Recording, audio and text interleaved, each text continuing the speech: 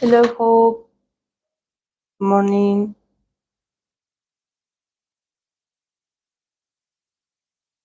Hello, Parvati.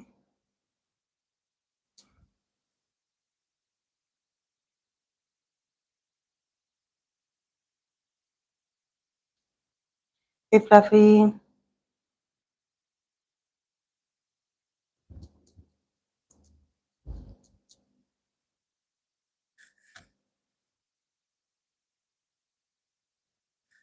Hey, Artemisa.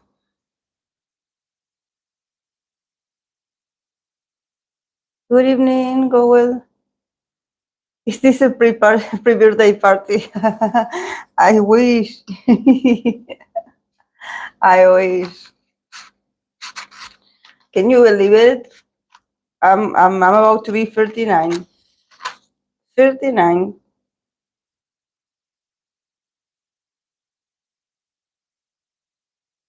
Actually, I always say this about age. Um, I always wanted to be an adult. like, I don't know if I understood what being an adult meant, but being a double Capricorn, I always been like, I don't know if serious is not the word, because actually, like, I don't consider myself like that Capricorn standard seriousness and coldness. No, actually, no. But I always had this uh, grown up attitude, always about, like, oh yeah, I got it, oh yeah, I know, oh yeah, like, so. And I can be childish as well, so that's why I'm not like, oh no, because we Capricorn, we are so grown up or we are so serious. No, I'm serious about the things that I care about, and about others I can laugh all day. How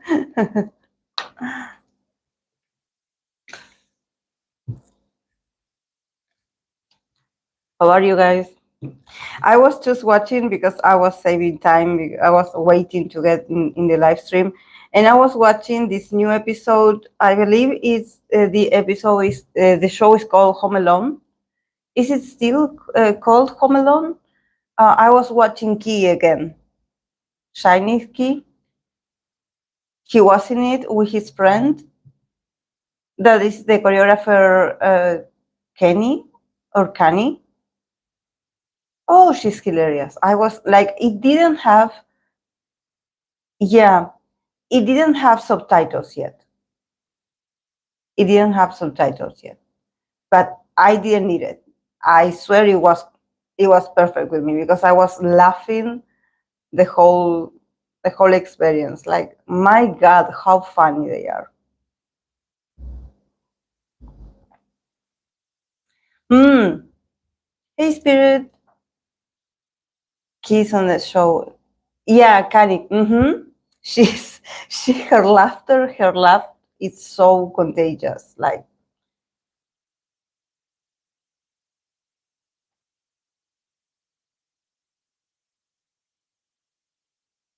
hey, Roseanne.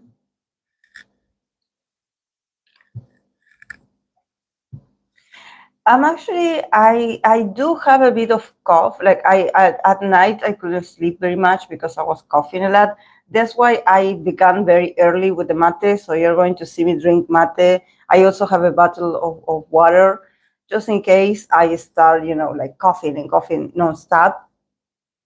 Like, thank you. But you know what is it? Is the For me, it's the change of weather, because it's very hot outside. We are in summer. But for example, a few hours ago, it started raining. And now the weather is a bit like, yeah, it's, when in the summer, when it rains, then when it stops, everything becomes very humid. So I believe that also the weather doesn't allow me to fully recover. It's like I feel like I'm constantly, like, feeling very, like, I don't know. It's not that I have fever, but I feel a bit like, um, um with the flu, symptoms. Very tired, very like my with a headache, um, like not feeling very well. Like I pretty much spent more of my birthday sick. Don't wish that anyone. Yeah, it's just that for me, like the in the summer, like for me, because I have the immune system, my immune system is so like it's so low that I usually get sick when it comes to hot weather, change of weather, like so I have to sort of like avoid being under the sun for that much because I start feeling unwell, so I have to take care of myself. Mm. Candy is a huge shower. In case you didn't notice, she attended Taemin's concert with Kim Min. Oh, yeah, I'm going to have to look more of her because she is amazing. Like I had a lot of fun watching her. Her husband also joined in the. I'm sure they will add the subtitles later, but it helped that they were talking in English among themselves, so I kind of understood. Happy New Year, Firesprong.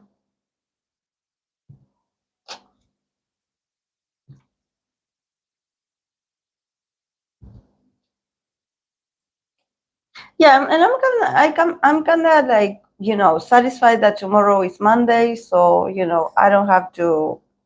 In, like if people want to come over, which they will, I know, they can, but at the same time, it's like, oh yeah, you're working, yeah, I'm working as well, so it's Monday, we will see each other. Like, yeah, I know you are broke, you don't have like because people is like, oh, I didn't get you a present because it's this time of year, and actually like I had this and then I had this, and everyone apologizes. Like we Capricorn people, especially the January Capricorn, we always like get the apologies.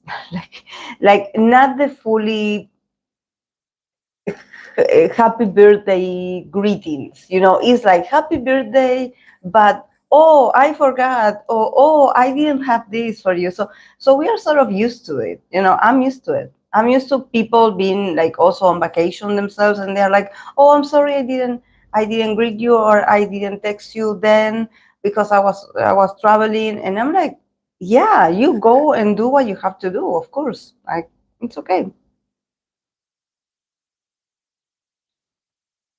There were a group of three bros, can't remember if they were from Brazil or Argentina, who are huge in spirits. They appear on a Korean TV show. Ah, okay. I'll try to share it if I can find. Oh, talking about Latin American crowd. I'm slowly advancing with TikTok, so I'm very happy because I'm getting like I know it's not a lot, but I got 100 like followers, and I think that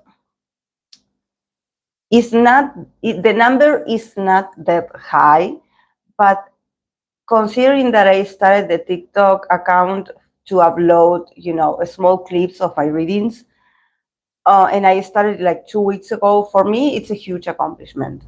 Um, and also they are giving the likes. They are. I believe that what passed me at first, I was a bit like surprised, and I didn't realize is that probably my videos are going to Latin American fans. That's why I didn't get at first why they would ask me for subtitles in Spanish. I was like, I wasn't responding, I was like, like you saw the video, like I'm talking in English, like that's what I got. My videos are in English. And then I realized that, yeah, the reason why it's reaching like Latin American fans, especially for my country, is because I am here. So I believe that TikTok sort of like sets your location. When you make the account, it sets you where you are. And I believe that maybe with time, with the more I use the account, I guess it can expand to other people, because I know in my personal Spanish account that I have, I follow like English speakers content, also people from Korea, people from different parts of the world, and I do get their content. So I guess I maybe Argentinian fans will watch my videos and they will not understand why they are getting, like, yeah, it's about K-pop, but why is it in English? Maybe it has to do because I am here, I am close to them. At first, I wasn't getting it. I was like, why do I have these people asking me for translation if my videos is for people that understand English?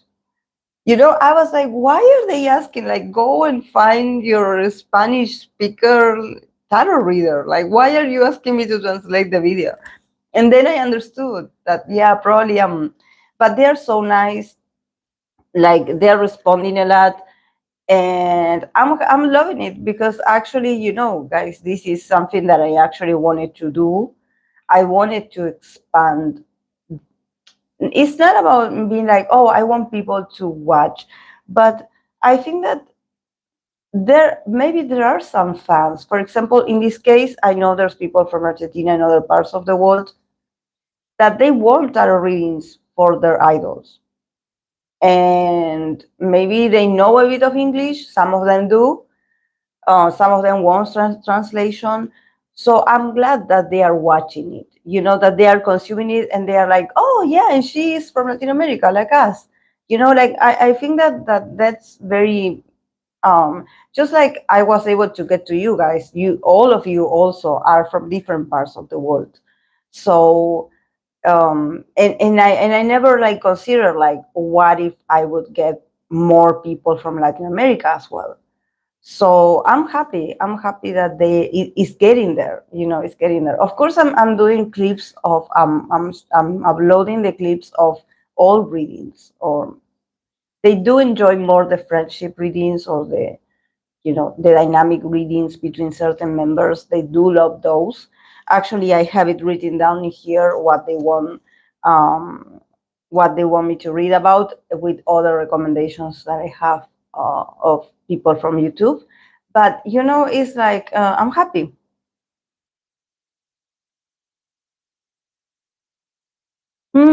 It's already quite a lot after 2 weeks. People love K-pop, so I'm not surprised on TikTok I'm clicking on it. I don't like TikTok, but sometimes I wish I could use it so I can follow selective people. Like, it's banned here. Yeah, but don't worry, Spirit. Like, I will, like, it is, you're not missing anything, because actually it's from all past live streams that I did. So you're not missing anything. It's not like I'm saying in there what what I'm saying here. TikTok accounts are huge. Like, I noticed, I was like, I'm so happy for there's always someone putting a like, and I'm like, wow, that's fast. I'm happy. Ah, I heard people use VPN for that. And this also, I know someone said that I believe I watched a video that they said that I should get a VPN also if I want to reach to other locations besides Argentina, or the countries around Argentina. But I'm not going to get a VPN. No. Like, honestly, like, I should get the one that is paid, because the ones that are free, it's too confusing.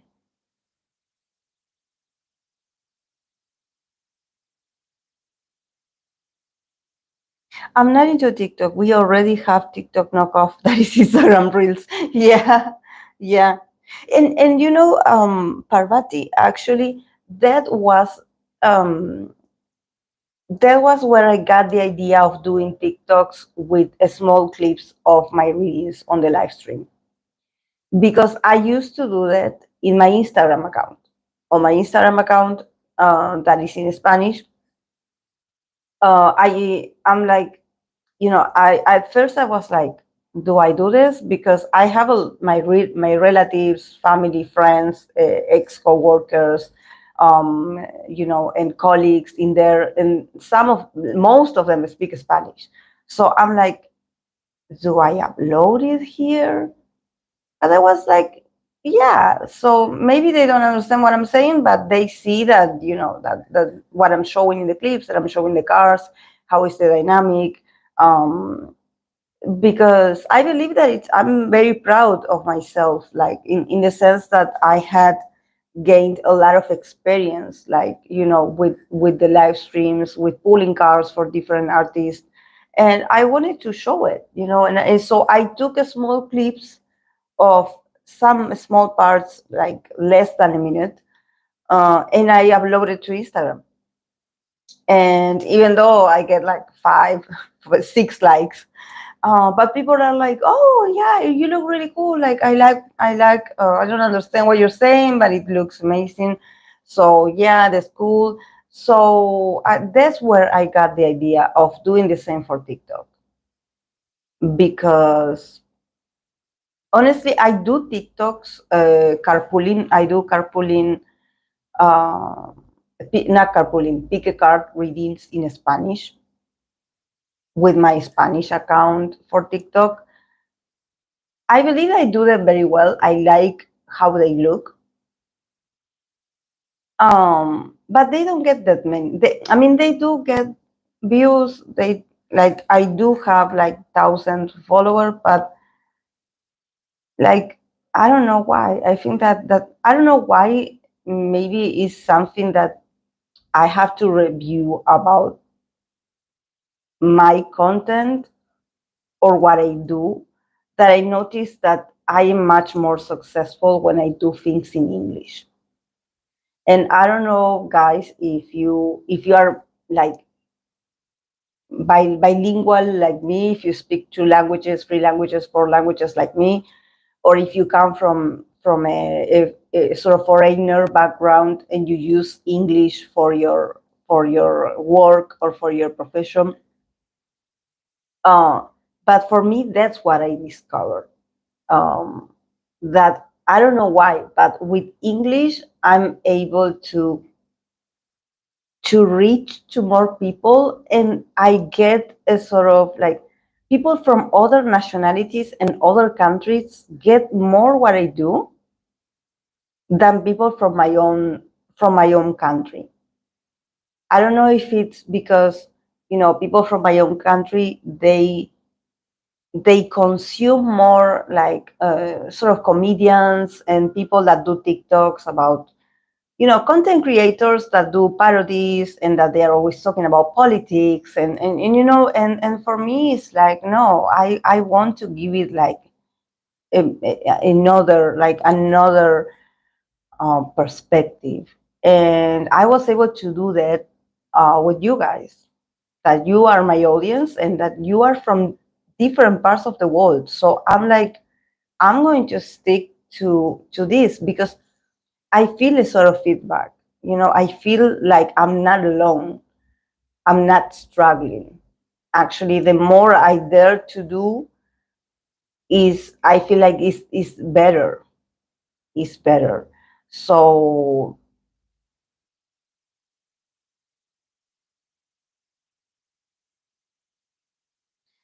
mm, hey Kevin, your channel safety is in being in a safe place. Between somewhat famous but not too famous. Yeah, I know. Yeah, that's another key element. Yes, yes, I agree, Spirit.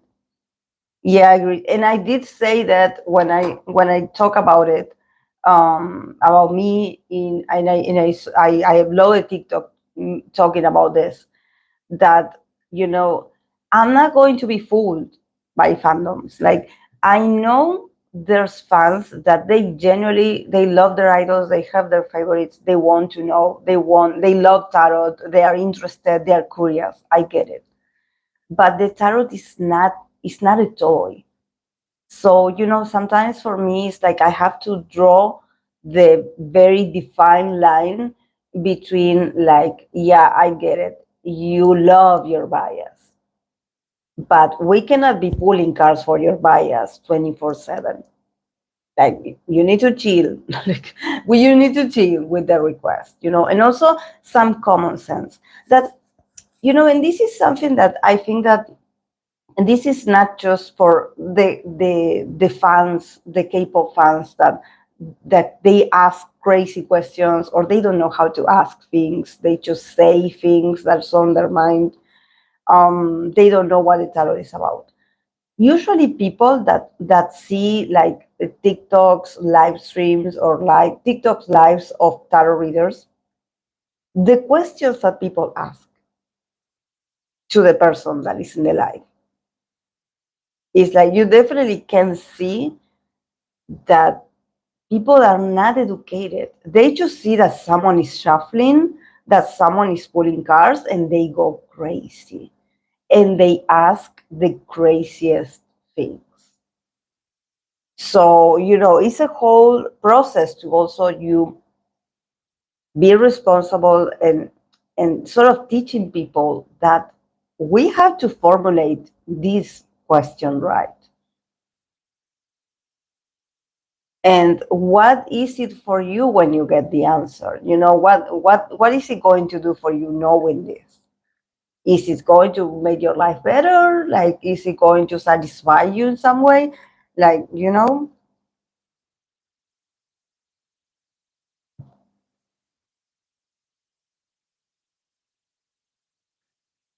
TikTok K-pop fan rumors is crazy. Slowly, those accounts are coming in YouTube Shorts. Yeah, I saw that as well. I saw that, Parvati. I saw the Sasan's one, the rumors of someone talking about a certain group's girlfriends that they have information. Oh my, that makes sense. Spanish is a language spoken by many people, but maybe the kind of content started online more with English speaking people. Maybe, yeah, maybe. Actually, when I started the channel, I was like, do I do it in Spanish or do I do it in English?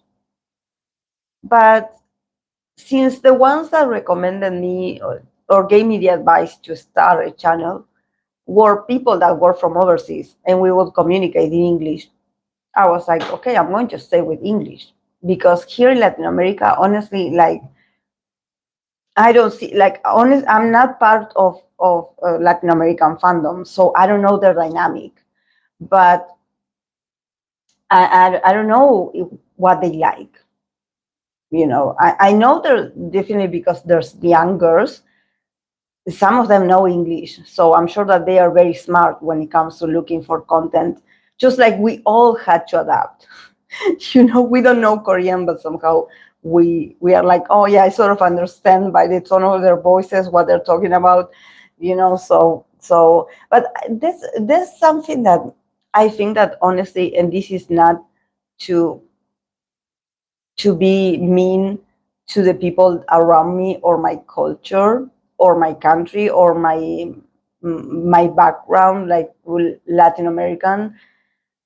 But I feel like when I got it, but it had always been like this because when I was a Backstreet Boys fan, when I was a teenager, they sort of introduced me to this possibility of learning another language, of learning English.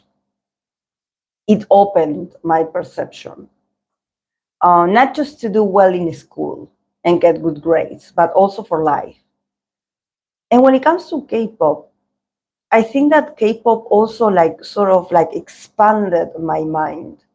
And I'm sure that for a lot of you it's the same. It expanded my universe. Like I feel like if when I was 10 years ago, if I was, ignorant enough to think that Korean Chinese are the same people because I didn't know anything about Korean people. Like I didn't know and if you told me that there's South Korea, North Korea, like I'm like, what? Like, I didn't know anything about them. I didn't know how to tell them apart also. And now I do. And now I recognize a lot of things about themselves. And I also know I got to know people from other parts of the world that if it was for me living in my neighborhood, I wouldn't be able to know, that, because, well, we here in Latin America, we have a lot of issues, but for me, K-pop has like expanded my view about what is going on outside. Even when I couldn't get outside, when I couldn't travel, but my mind did travel with you, with their content, with the interaction with other fans.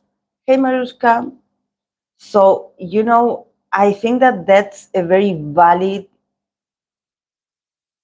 talent to show off, to be like, K-pop fans are very smart. And I'm glad I know them. Like, because they are so smart. They are so like, we are so good at multitasking. I don't know. Like, our mind is just like, phew, like, and and that's something that I'm like, I'm so happy I got into K-pop, because I'm not just stuck and moody and always like thinking like, oh my God, in my country we are having a trouble with the economy. We are having troubles with the president. We are having trouble with the traffic. It's like, yeah, we do have that, but at the same time, there's other parts of the world. It's not just us. So yeah.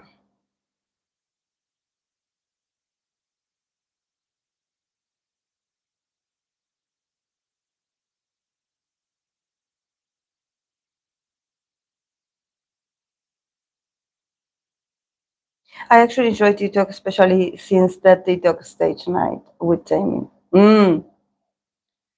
Using neutral language is the best. That Dr. Lecture channel, remember, man, was too honest and direct in his language.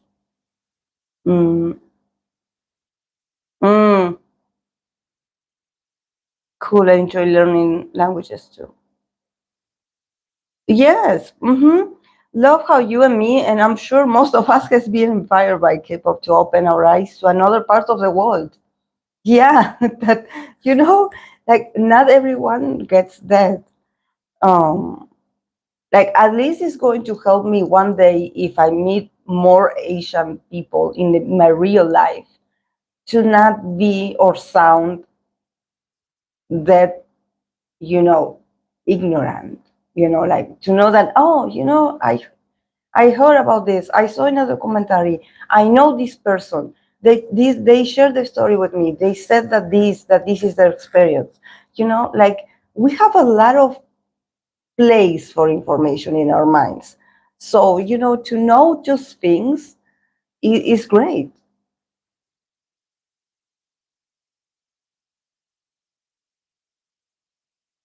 Yeah, absolutely. Whenever you dive into another culture, it expands your mind and perspective so much. It's so cool, the connection it brings with people all over the world.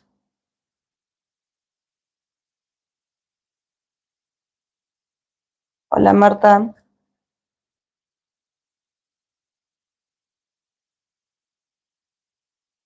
Sorry, my voice sounds sounds so harsh, guys. But oh well.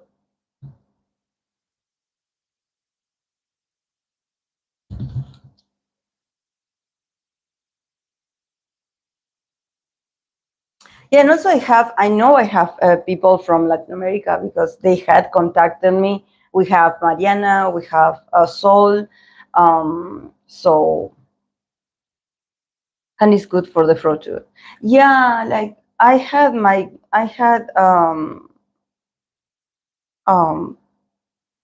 I have some candies, but I think I ran out of them. K-pop brought so many people together when you think about it. Yeah, and that's the thing. That's the thing, Fluffy. That I'm like, we are very lucky. We are very lucky. We are very lucky. Very lucky. Like, we are not the same people. We it's not about being better, but it's about you knowing in yourself that you have the capacity to understand different cultures. It's like, because that's something that even when people travel overseas, because they have to, sometimes people do that and they don't even incorporate what they live over there, because either they have to go to work or in there, or they have to go to study, or they are just sent to go to the country. They have to go. But in our case, we do it from a place of entertainment and willingness. So, yeah. Yes, it broadens your perspective and view of the world. You need resilience, tolerance, empathy, great listening skills to dive into other cultures and languages. Yes, Marushka. Yes, yes, definitely. I think that that's actually what we all K-pop fans, we all have in common. That I think that that's not talked about very often, about, I'm sure there's people that study this, but for us, that Korean culture is so far away, or is so different from what we know, or from what we had experienced growing up. It's not like we have Korean families, so yeah, like, yeah, even for Korean, like, descendants, like, or Korean Americans, there's some people that are like, yeah, I am half Korean, but I don't listen to K-pop. So I believe it takes a certain kind of person to have the ability to be like, oh, I'm going to dive into this very different culture, and I'm going to get interested in it, and I'm going to not just get what's fun for me and that's it. I'm also going to be more empathic and willing to learn about them, what they are and what they are not, what they represent and what they don't represent. So yeah. And also we have to think that in a Korean group, um, it's not just Korean idols. You have the Taiwanese idols, you have the Chinese idols. Well, you have the people that were raised in America or another English speakers lands, and then you have the Japanese idols. So it's not just like, oh, it's just Korean. No, there's a mix of a lot of things that we go and we adapt as we get to know them. We are like, well, here a new box. In this box, I'm going to get all the info that I have about this member. Okay, next here, and I think that that's something that I did notice when I started reading for groups and idols that I didn't know nothing about. For me, it's like, okay, today I'm going to read for these idols. I don't know much about them, but yeah. And I believe that for you too, guys, because I can be pulling cards for someone that you don't know, or maybe a group that you are not interested in, and you are all very respectful. You still stay and are like, oh yeah, I'm listening to this tarot reader. To this tarot reading, it sounds interesting. I know they're not my favorite group. Maybe I don't like them. Maybe I like others better. But I still am going to listen. Like, I'm like, this is cool. Thyme and eucalyptus too. Yeah, I do. Yeah, Marushka told me also the other day, eucalyptus. I love how diving and living with other culture takes you out of your own country and cultural bubble. If you have these realizations, things can be done this different way. Yeah. And sometimes I'm a bit annoyed, sometimes the how that's not um recognized enough. How that's not, like, you know, praised as an ability, or I think that people should expand, or maybe should learn a bit more about what goes on inside the mind of someone that is like a K-pop stan or a K-drama follower, K-drama fan, because it's not just about like, oh yeah, I love this beautiful actor and actresses, and these idols are beautiful. No, behind the pretty images or the pretty faces, the fan has to do a lot of research or has to be willing to learn a lot of things in order to connect with a culture that is not your own. And also being very, trying to be as responsible and respectful enough to not interrupt the process and not being racist. So, you know, I think that we all know it, that we have that capacity. Even I know there's people that fight on the internet because it's like, no, my group is better than your group. I know there's rivalry and everything. But the K-pop fan in general is very tolerant, is very tolerant to differences, is like very empathic. And I think that that's not talked about a lot, about, their ability, um, about being able to go through the experience and open your mind and receive the information. And even if it's so very opposite of what you live every day, um, you just take it and you enjoy it.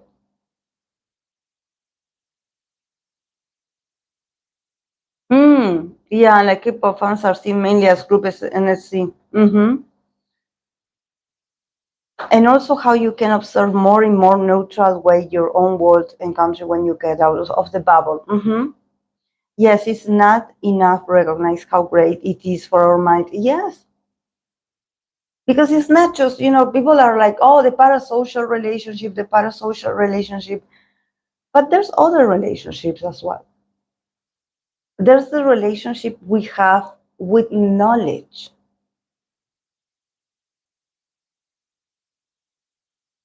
with people being different from us.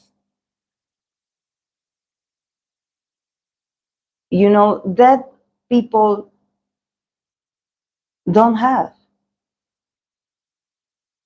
People don't have that. Some people don't, and they will never have it, but we do.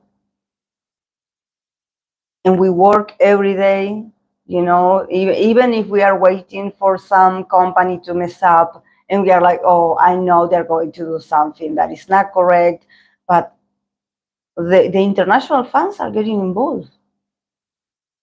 So it's much more than just, I'm going to sit and watch my favorite MV. No, it's more humanitarian, I would say, the involvement.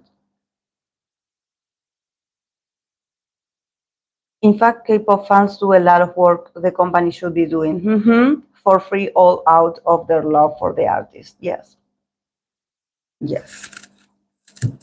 And also, because the other day I was watching, we do have a very famous, that's now she resides in Korea.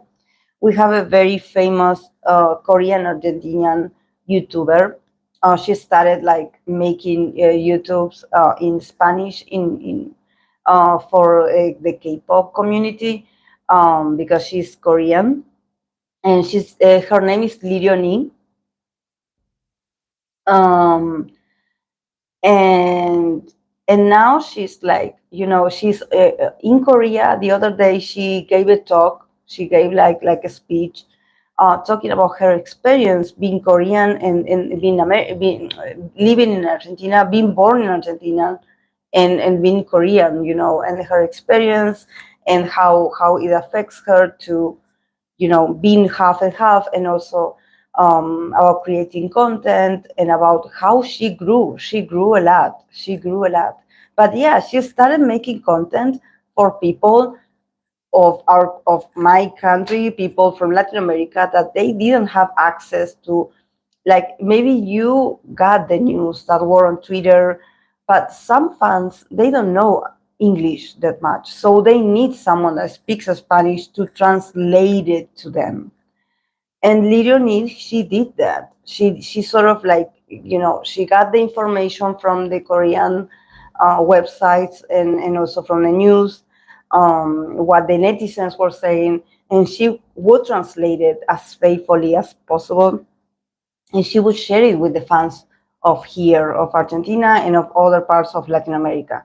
So she got her sort of fan base, and now she's in Korea talking about Argentina. And I was like so happy when she did that, because she, in her talk, that it was very brief, she was talking about, how um, little facts about Argentina or about Latin American countries that Korean don't know that we exist. Like, they know certain things about Argentina. Probably they know about Messi, and that's it. But her being like, like, I'm Korean, but I'm Argentinian as well. So I want to also the Korean people to know about Argentinian. That it's not just like, oh, America and France, and that's the two, parts of the world that they only know about. No, we here in Latin America, we have a very rich culture, and we have a lot of positive things, that that there's other Latin American countries, not just Mexico, that we are a lot of people over here, and that we deserve, a place, like visibility, just in case someday they want to come and visit, you're welcome. We exist. As an anthropologist, I love learning about and interacting with different people's ideas and cultures, including K-pop culture. Yeah, yeah. Such a Sagittarius field of study. Yeah, yeah. Actually, like, I've always been this curious about other people's like cultures. But I never had like people around me like sharing this hobby with me. So that's why I consider that every little step that you do to get out of your comfort zone. For me, it was speaking in English, because I was like, yeah, when you're like, oh yeah, I know English, but then you have to speak up, then you have to speak out loud, and you have to speak in front of a camera, and you're like, maybe I'm not that good at English. Maybe I'm not that good at Spanish even. Um, but I think that once you sort of get out of that uncertainty, and you're like, okay, I will do it. I don't care how it goes. I will do it. Um, you are like, allowing things to happen. For me, is that I always felt like very lonely when it comes to what I like. You know, I always loved content from overseas, like anime, like, music from different languages and parts of the world. Horror, I'm a huge horror fan. Um, and I think that through my life, from the years, I had met people that shared the same interests as me, but they wouldn't pursue it. They would just be like, oh yeah, I love this movie, but yeah, no. And I wanted to dive a bit deeper, into the whole experience. Um, and I feel that when it comes to K-pop, is that it's not just about you sitting and watching a 3-minute video or a 3-minute dance practice, and that's it. You go back. No, there's a lot of theories. There's a lot of analysis that you can do, um, and that also is very. It once you enter that, it's like, there's no undoing. You cannot go back. It's like once your mind is opened, like, and if you have the luck to be part of a very like healthy community of also people that are very curious and that also are probably very disciplined and that they are generous and that they are not conflictive, that they are not problematic, you can have a great experience and you can grow as a person, not just be like a passive consumer, you know?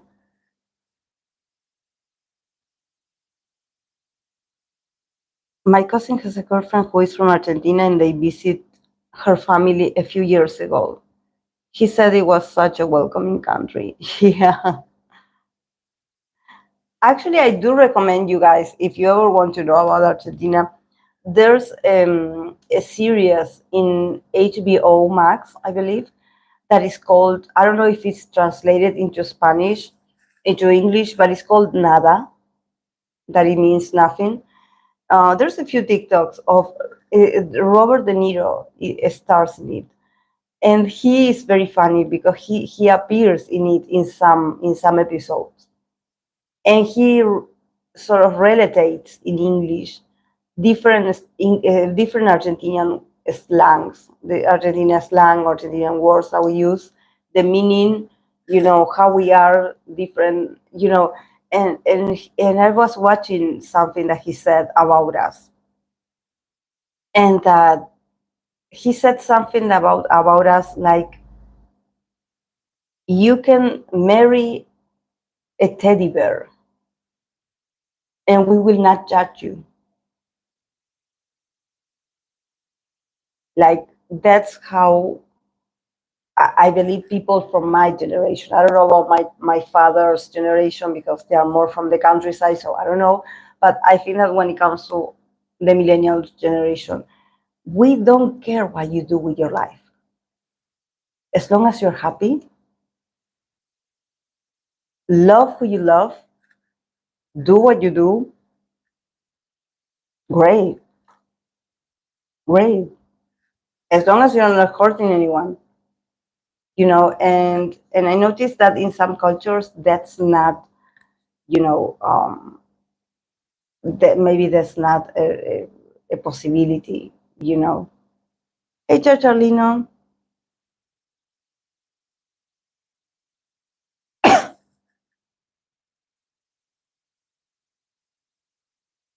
He also showed me pictures of the landscapes. Yeah, we have great landscapes. I have no idea what I'm doing in the city.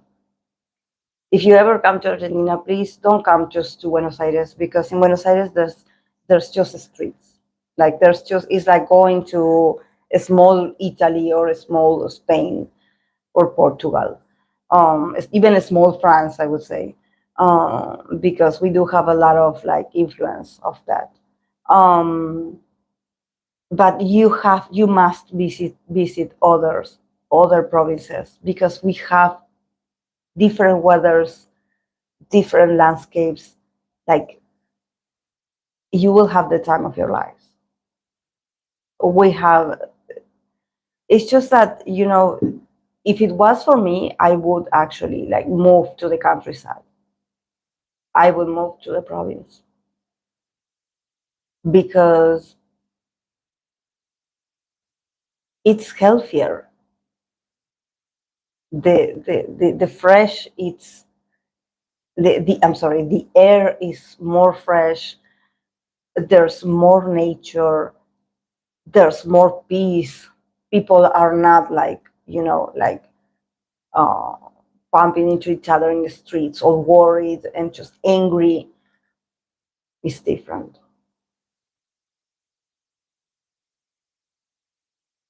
Do you think you could move in the countryside at some point? Yeah, I think I could. It's just that I have to decide where, because we do have amazing, like provinces. My favorite one is called Cordoba. It's beautiful, guys. It's beautiful. I swear, I would.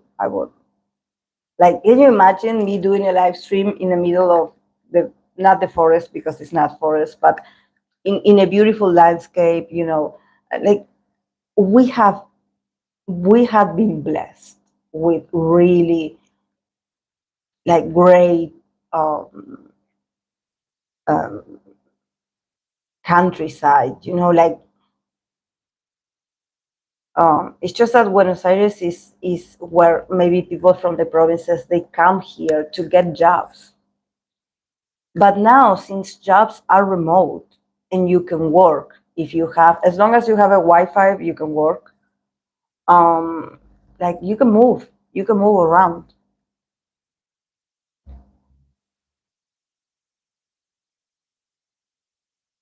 Yes, I agree, Chachalino. The people are also nicer in the countryside.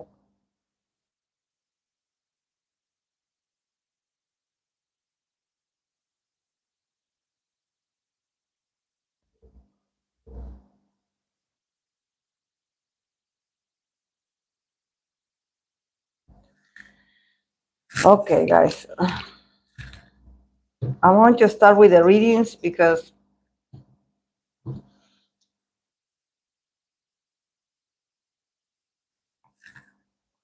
I don't want to lose my voice. You guys let me know if this thing runs out of battery, please. A way that you can actually let me know so I don't have to read is maybe you can like share the emoticons of the red flag. If this runs out of battery and you cannot hear me anymore, please can you type a red flag in there so I look at it and I'm like, oh, it's run out of battery. And I don't have to be talking by myself. Thank you.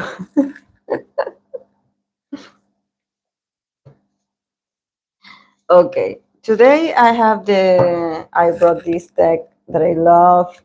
I don't use it that much, but it's my favorite. I love it. And then I used to be a city girl, but after I got married, we stayed in the countryside, and I love the security it gives me. Yes, yeah, definitely. That would be like my dream. I would love to meet, to also start like get married or start, have a stable partner and move to the countryside with my partner. Um, because it has to be like it cannot be just one person project. I don't want to go wandering around. Like I want to be stable. So yeah, I'm using today this deck, and I also brought the Lenormand that I have. um so if we do some kind of dynamic at the end of the readings, um I can do them with this. Okay.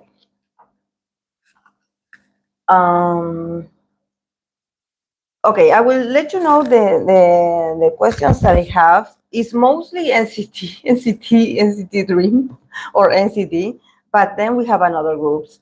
And then, if you have another questions, we can add them as well. But yeah, this is from citizen that are from Argentina. And since I'm from Argentina and I want to know as well, I'm going to book cards for this. That is, will NCT 1 to 7 come to Argentina? Like, let's pull cards and see what it has.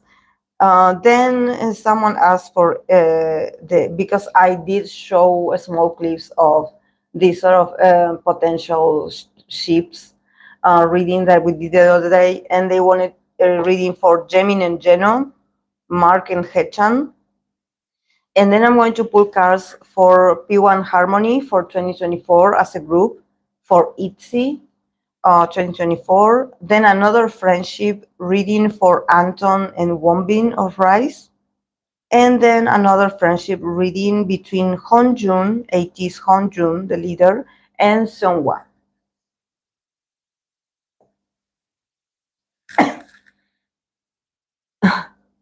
Will you throw me? Okay. I don't know. I don't know. I hope. And I also have the AC. It's on the AC because I feel like a bit like, a bit feverish. So, yeah. Okay. Okay.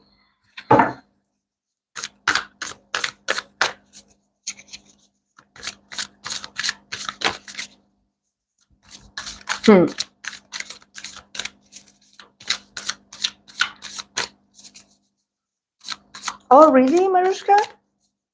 Wow. Hey, Nataska. Hello.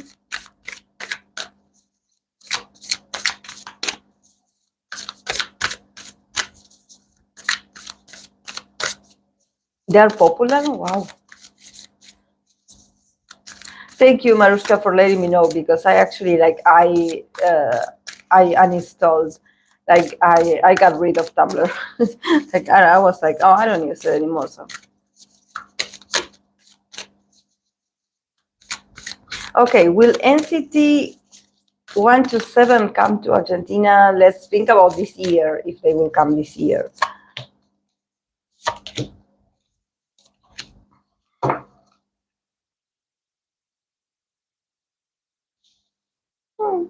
Hmm. We start with the Magician, Queen of Cups. Look at this Queen of Cups. Isn't she beautiful? 8 of Pentacles. I mean,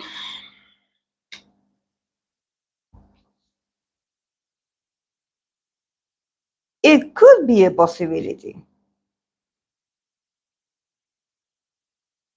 It could be a possibility that they come to Argentina. I know that the guys want to.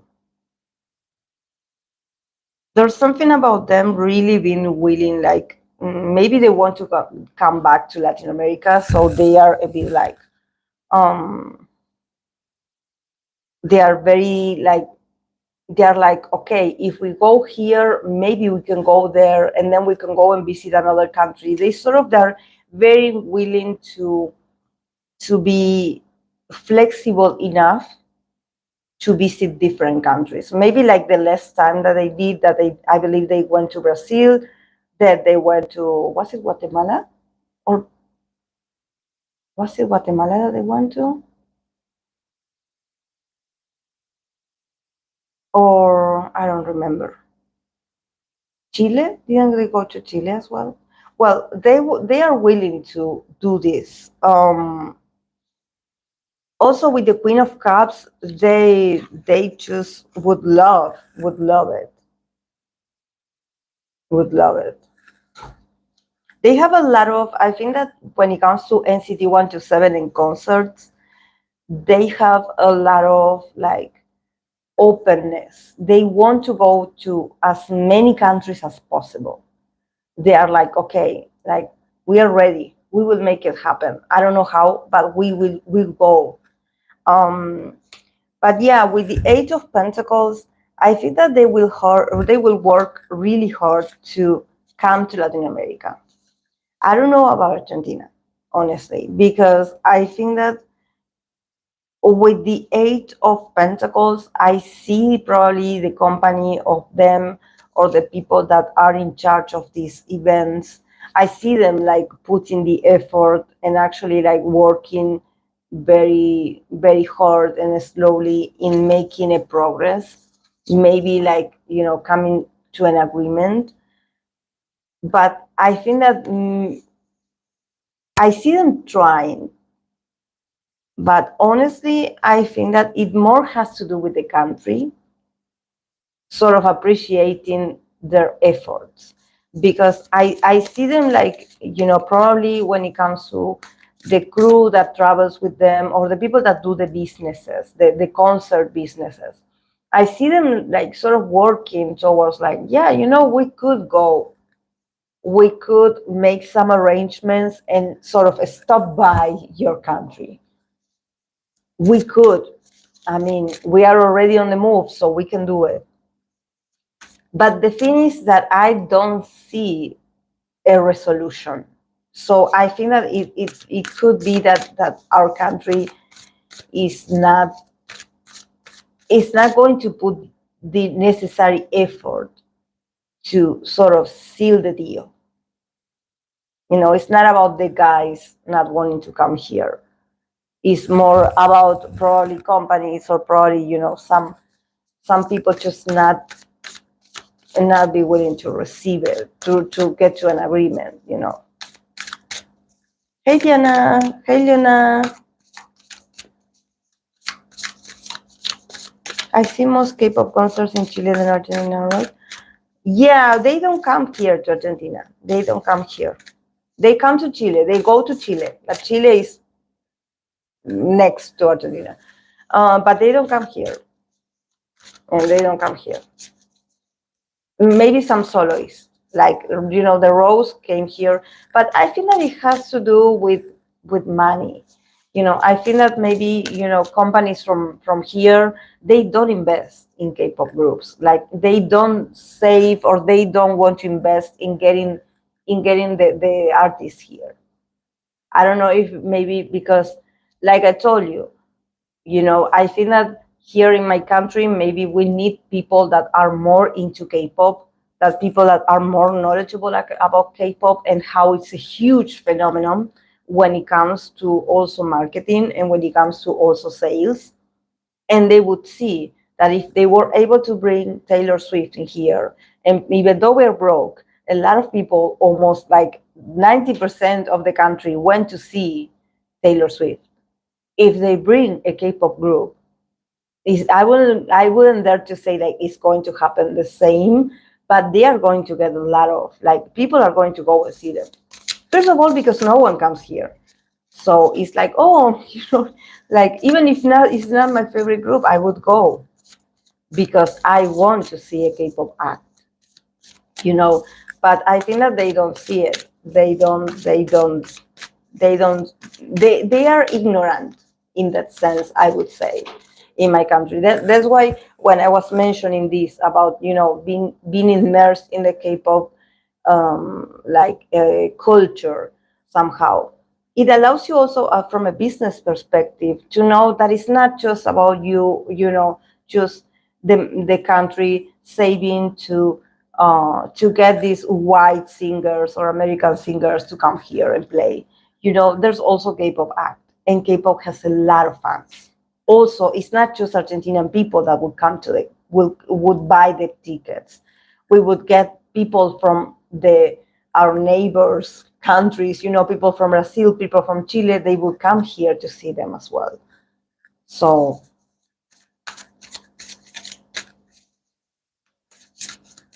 the more vocal fans are from Argentina or whatever, the more visibility they gain. Then they can the world tour. Yes, the country inviting them will be a big deal. Yeah, it's just that from what I heard from some content creators of K-pop here in Argentina, they're sort of tired. They are tired of trying to promote or trying to, you know, get a reunion or just talking to some, you know, labels, but they just are so they are left. I believe that these people, these managers, these people from the music industry that they do the deals, they were left in the 80s or in the 90s, because all they care about to bring to the country is these 80s rock bands. And then, yeah, maybe some, yeah, Bastard Boys, they came here a few years ago. They did very well because they have millennial fans. I was a fan, but I wouldn't buy a ticket to go see them because, you know, I move on. But they have a lot of like, but they would do that, you know. And I would be like, you know, what about K-pop? K-pop has a lot of fans, but they are so far away. They're stuck in time. Like, I swear. That's why you know, I cannot talk with people about, oh, you know, I create content related to K-pop, because they have no idea. They have no idea how we are a huge worldwide community. They have no idea. They have no idea. And they are missing of a lot of things. And why always Chile? Are there more economically prosperous country in comparison to Argentina? I guess.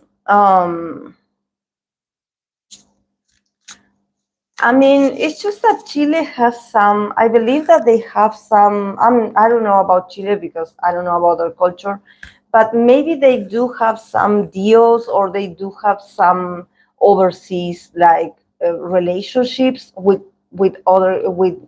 Korean government. I don't know. That here in Argentina we don't have it. Uh, so yeah, maybe. Like, I think that Chile is doing well actually economically. I believe they are doing very well. But they're a very small country. Like, that's why I don't like. I never been to Chile, but I was told from people that go visit there that it's a very relatively it's a very small country. Um, but I guess they're doing well, and they have the right connections because they are more visionary. They see if they have like the country is like small, and they get. I'm sure that all the K-pop fans of other countries go to Chile to see K-pop acts. Like, I think that they are smarter, definitely, definitely. But I wouldn't know because I'm not that. But I guess when it comes to business, they are better, definitely.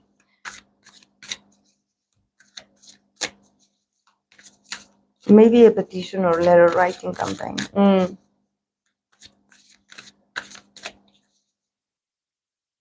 It's just that we need to get.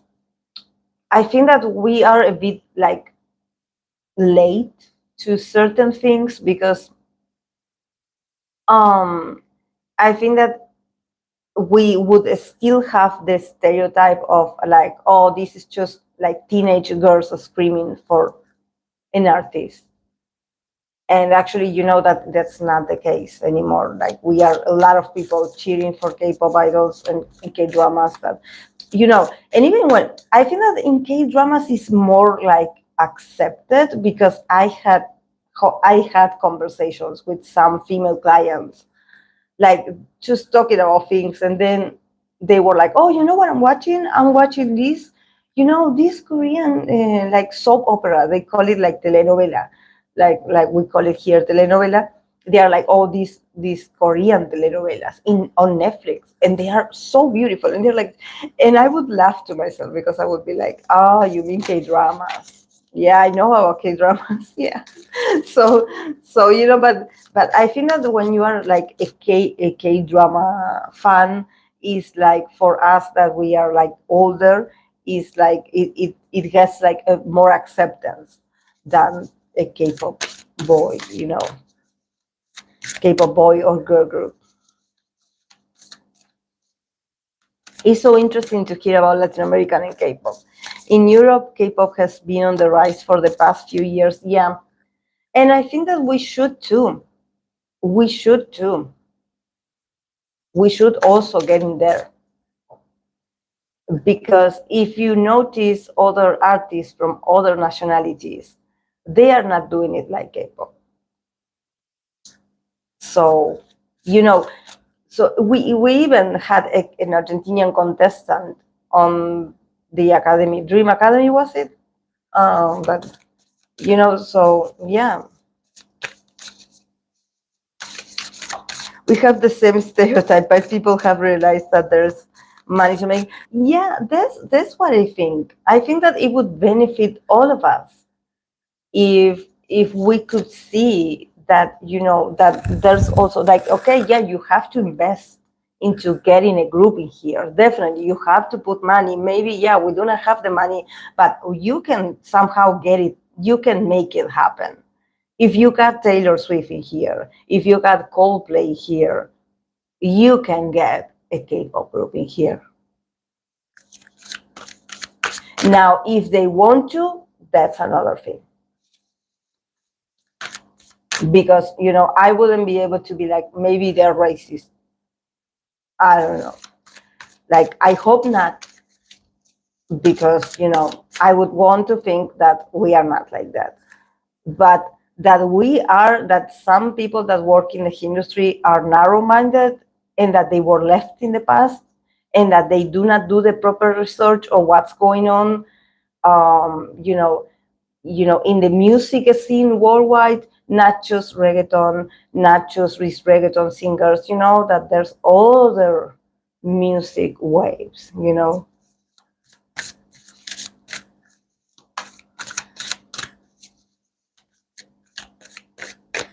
Oh yeah, definitely K-dramas fans aren't as stereotyped as K-pop fans, especially since K-dramas came on Netflix and are now more mainstream. Yeah. Okay, I'm going to continue with these readings. I'm going to be pulling cards for Jaemin and Jeno, NCT Dream, Jaemin and Jeno. Jaemin, Jeno.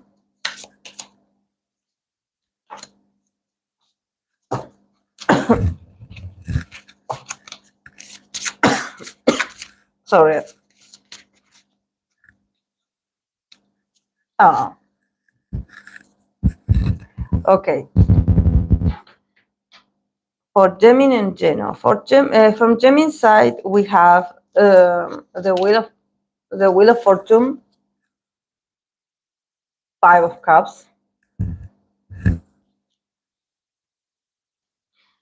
From Jeno's side, we have Four of Cups and Justice.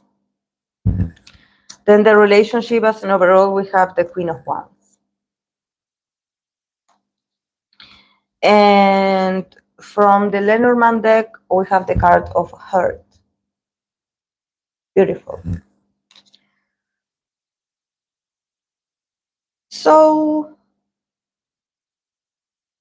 from Jimmy's side, I wonder what happened. Did they have like a discussion? Did they have some kind of differences? Because I see some feelings being hurt in here. Definitely with the Wheel of Fortune and the Five of Cups is letting me know that there's going to be like, from Jaemin's side, there's this potential of slowly moving on from feeling a bit disappointed at Jeno. I don't know what happened. But I think that he's moving on from that. But somehow he's showing me this. He's showing me that there had been some differences in the past. I don't know if they had an argument. I don't know if they had like I think that there's something here with the card of Five of Cups that and also the Wheel of Fortune.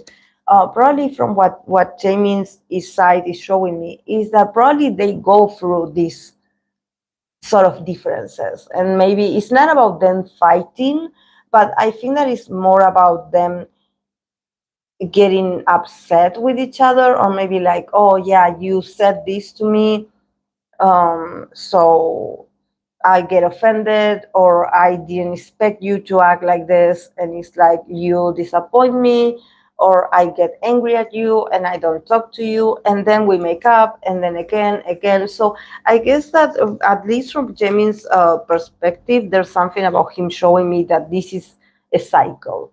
Like every now and then they have the differences, and he's like, oh, you disappoint me again, and like, okay, I don't want to talk to you, like really, like. So yeah, I wonder what's that about. But yeah, with the Wheel of Fortune, it's like something that is not stable. Like it always, like it's like the wheel is always turning.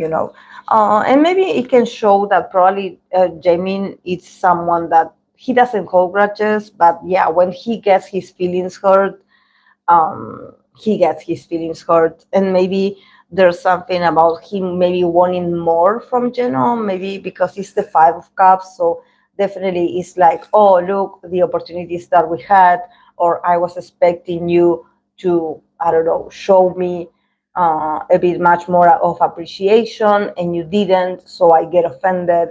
There's something about him not being emotionally fulfilled with maybe what Geno has been offering to him, or I don't know, maybe he just wants like, to have more and like more interactions with Geno, or do more, or just be more loving.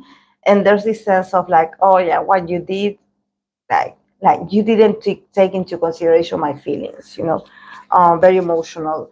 And yeah, from Geno's perspective, we have the Four of Cups and the Justice. So yeah, from Geno perspective, definitely I can see that maybe for Geno is different. For Geno is like, I think that Geno is someone that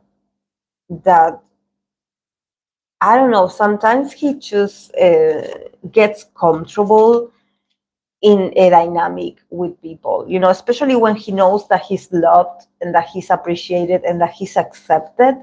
He sort of gets comfortable and he takes things for granted. He doesn't do much.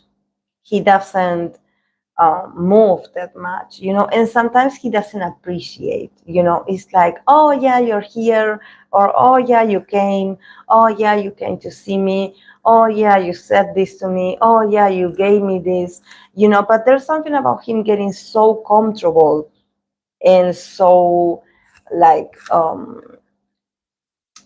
like it seems like he doesn't appreciate it, like he doesn't see the value.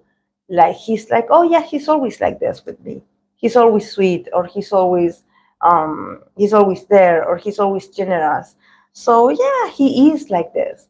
But at the same time, it's like he's in this sort of, I would say, like he is in this very dreamy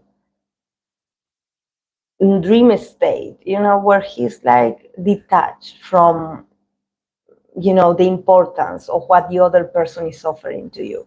Um, and also, I get that there's something about Geno being loved and probably being spoiled, or um, being the center of attention without him having to do much. So he's used to getting the love.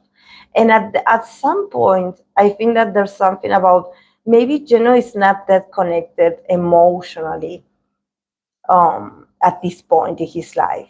He's more thinking about other things, not so much about like, oh, you love me, I love you, like, oh, it's like, yeah, we are cool, thank you. Like, and also with the justice card, I think that he's sort of like trying to be fair. With the justice card, I think that, I don't know what happened in the past, if he felt like things weren't, he's concentrated in gaining his own personal justice. And when I read for Geno, I also got this vibe that I said that he should, pay more attention to the people around him, not be so trusting, learn to listen a bit more. So there could be a bit of, numbness in him emotionally, that he's actually waiting for some recognition, or he's waiting for some justice. He's in this sort of very justice mood. So he's thinking about like, okay, I'm going to get what is mine. So that um, he's not that connected. He's much more thinking about getting his own needs met. He's probably is a bit detached. He's a bit like also apathic about, one-on-one connections. He's more thinking about getting justice for himself. So I see him a bit distracted at the moment. So maybe that's why it's like, yeah, they interact, they have their moments, but it's not like they are like 24/7 stuck together, And also with the Queen of Wands, I think that this year, and also with the card of Hurt, definitely both of them are very passionate people. Both of them are very authentic when it comes to how they feel for each other. They definitely are very authentic. They are very authentic, and they make each other feel stronger, like feel more established. They remind each other that they have to fight and stand strong. It's just that I think that probably this year they will need that fire and energy to fight their individual goals or their individual issues. So there's something about them, they will be there for each other. They will motivate each other to be a bit more courageous, to be more passionate. It's like, come on, we have to win this. We have to be the best. like, come on, let's go, let's do this. They definitely do appreciate each other. They are very honest with each other. Sometimes they're too honest with each other, like, because, with the Car of Heart, definitely, and also with the Queen of Wands, it's all about, like, I show myself to you the way I am.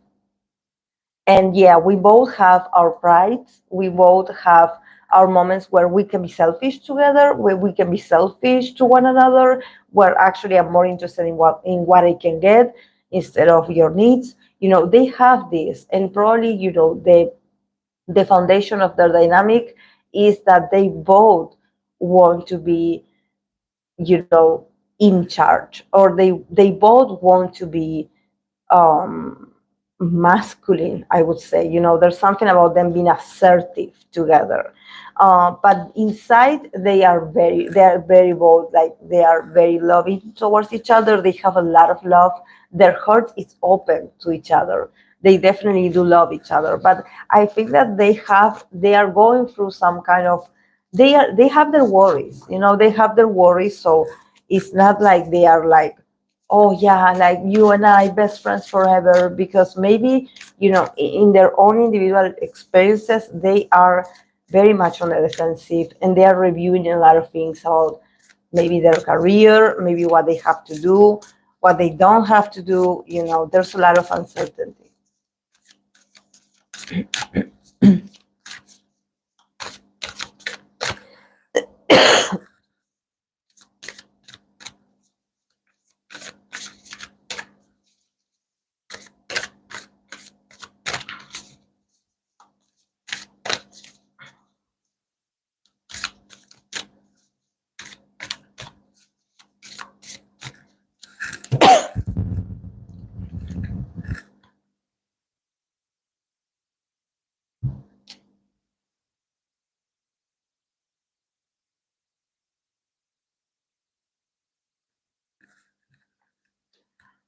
Oh my.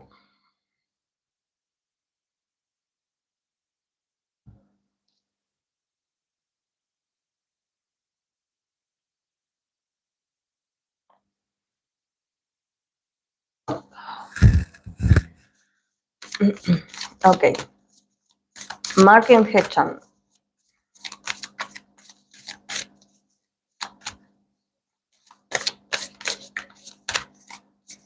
Yeah. Lovely reading. Great for working together and helping each other out. Definitely.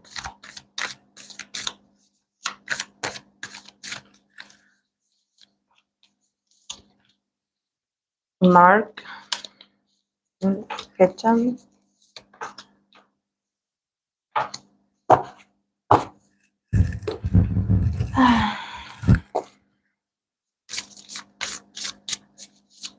Mm,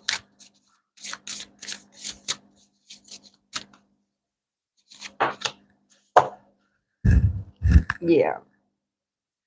Okay. For this duo, for Mark and Haechan, from Haechan's side, we have, no, for Mark's side, we have Five of Wands and Ace of Swords. I noticed that they have naked people here, so I will try to restrict the showing. And from Haechan's side, we have the King of Swords, Knight of Cups. And the relationship, we have the Eight of Pentacles. So it makes sense. And then from the Oracle, they got the card of Rider. So I feel that their connection with Mark and Haechan definitely is, it takes a lot of work. I think that there's something about their connection that definitely is telling me that in their dynamic, there's a lot of effort. There's a lot of effort being put. Because we end with the with the Eight of Pentacles. So I'm like, the cards are telling me they work on this, on their dynamic every day. But also, I'm sort of like, I'm noticing here that there's a lot of swords. So the guys have different views about what they feel about each other, and probably they are very sharp with each other. In here, there's no right and wrong. There's not like, oh, I said this and you said this. It's like both of them have their postures and they are very outspoken about it. So they could have had their discussions very often, like have a lot of discussions, because I see a lot of swords. So with the from Mark's perspective, with the Five of Wands and the Ace of Swords, definitely from Mark's perspective, I think that he sees Haechan as a whole challenge for him, and this hasn't changed. I sort of see Mark. It's weird because I think that I don't know if they are the same age or the. It's like I'm trying to understand, like, that probably Mark, there's moments where he's like, me and Haechan are the same, because in experience we are the same, we go through the same, we empathize with each other. But at the same time, I think that he sees Haechan as part of a group that Mark has to manage. So there's some conflicts in the mind of Mark. I believe that there's also confusion in the way he talks to Haechan. There's moments where he talks to Haechan as if they are like, the same person, and like we are colleagues, we are peers. And then there's moments where he can get very bossy with Haechan. And it's like, Haechan, get over here, because I need you to do this and this and this and this, and I need you to work this with others, because there's something about him with the Ace of Swords also trying to get Haechan to do things, and at the same time being like, oh yeah, sure, yeah, he's one of me. Why am I telling him what to do? If we are, he has a confusion. Definitely, being Mark is not easy, because he has so many. They have, both of them. But I think that he gets dizzy sometimes about his connection with Haechan. It's like, I don't know why I get that he has to give Haechan some directions. He has to tell Haechan certain things. And with the Five of Wands, I don't know if maybe Haechan sometimes he has arguments with other members. So Mark has to step up with his sword and be like, stop it. Like, stop it. I'm being serious. Like, get your things together, So I think that for Mark, it's like, I don't want to argue, but sometimes some things happen in the group and it's always you. so I don't know, maybe it has to do with the dynamic with NCT Dream, not so much NCT 127, because I'm thinking, like, if Haechan is the magnet, why would he create? And also from Haechan's perspective, poor Haechan, like I feel because Haechan comes as the Knight of Swords. So definitely Haechan has opinions. Haechan he is a Gemini. So he's not going to shut up. Definitely Haechan he can, and also he comes as the King of Swords. So definitely there's something about Haechan also, having an attitude and being very outspoken and being like, I know my rights, or I know what I said, so I will defend myself. So he's not easy, he's not easy, but at the same time, he has the Knight of Cups. So definitely in his connection with Mark, he definitely loves Mark. And even though he sometimes refuses to listen to Mark, or he acts very prideful and he acts like, I know what I'm doing, or I know what I'm saying, and him sort of creating chaos because maybe he acts a bit cocky, like, I know things, or I know about this, like, you cannot tell me what to do because I know, because definitely he's a very strong guy. He's a very, mentally, Haechan is very intelligent. He's very intelligent. But at the same time, inside, he's a softie and he wants to be accepted. So if Mark tells him, like, you have to change this, you have to stop being like this, he will do it eventually. He will go from this very prideful king to this Knight of Cups, and being willing to listen and willing to adapt and willing to take the feedback that Mark gives him, because he loves Mark. He loves Mark. I believe that Mark is like his weakest point. Like maybe if others confront him, if others confront Haechan, he's like, I'm not listening to what you're saying. I'm going to do what I want to do because I am a king. But if Mark says it, he listens because he loves Mark. He loves Mark, and he always wants to make things right with Mark. Always, always. Even if it means to lose his status of being this prideful king, because he has the receipts. If he gets in trouble because someone accuses him of, oh, he said this or he did this, he has the receipts. He's no fool. Haechan is no fool. It's like, you want to accuse me? Yeah, with the eight of with the eight of pentacles, it's like, it's a lot of work. This dynamic is a lot of work, but I think that it is something that it can be fixed, that they can have their moments where their dynamic is doing better than other days, because work is on the way, unfortunately, and competition is also on the way. So there's something about them probably being in the middle of different dynamics. It depends with what group they are in, their dynamic works better. But when they are in other, it seems like everything changes. And also probably I don't think that they have arguments as, oh, you did this and it hurt me. It's all work related, the differences that they have. It's all work related. It's not about them being a certain way and being like, oh, you hurt me because you did this to me. No, it's more about the load of work that they have on themselves, that they also get in the way of their dynamic. They mostly argue about those things. And also with the card of rider, I think that this is what they mean to each other. They mean that at the end of the day, they are going to ride together to the next destination. That both of them are very proactive young men. And that this is what they have in common. That even if they fall, they get up and they ride the horse again and they go back to work. They go back to do what they're here to do.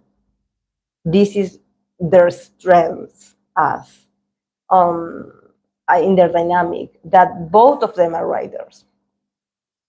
They know that they have to get over whatever situation they have or whatever discrepancy that they might have. They have to be like, okay, I'm done. Let's start over. Let's go one more time. Let's go. There's no time to stop. We cannot stop. And this is what they have in common, that they cannot stop.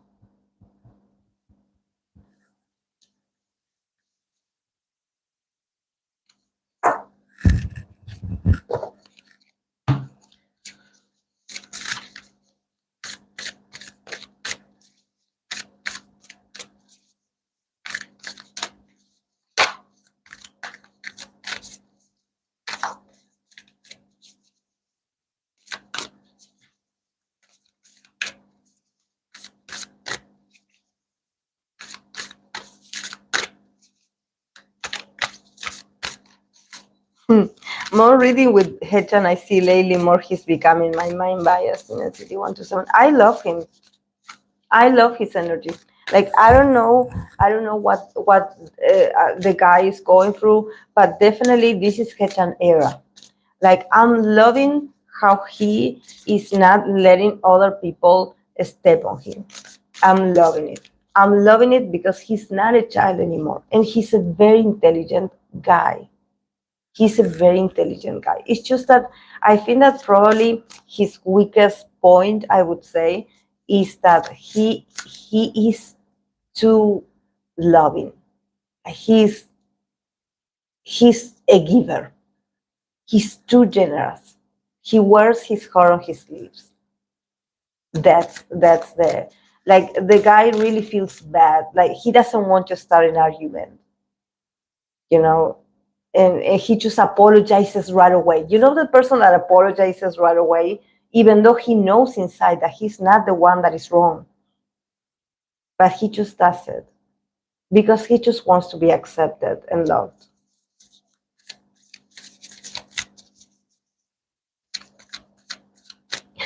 Mark seems like everyone's weakest point in NCT. Yeah, poor Mark. Mark is busy. You know, he knows that he has to put some order in some dynamics. You know, and also I think that for Mark it's also challenging because it seems like Mark doesn't see himself inserted in the dynamic. He sees himself outside, you know, because he sort of is a reference for others, you know.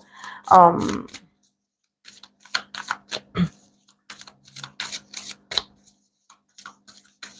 okay, I'm going to pull cards for the group. For this reading is for P1 Harmony 2024.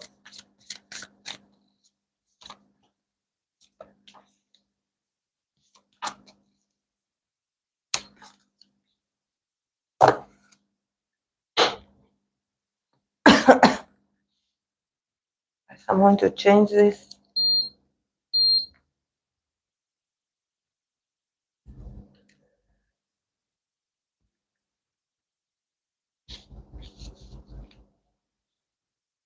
Haechan, another, yeah, another biggest shower.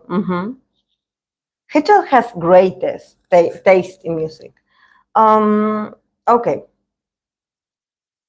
For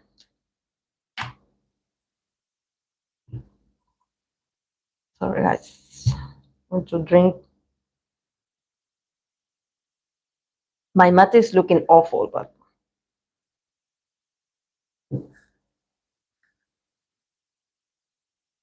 I also have like a weird taste in my throat, so it doesn't matter if it's sweet, if it's sour.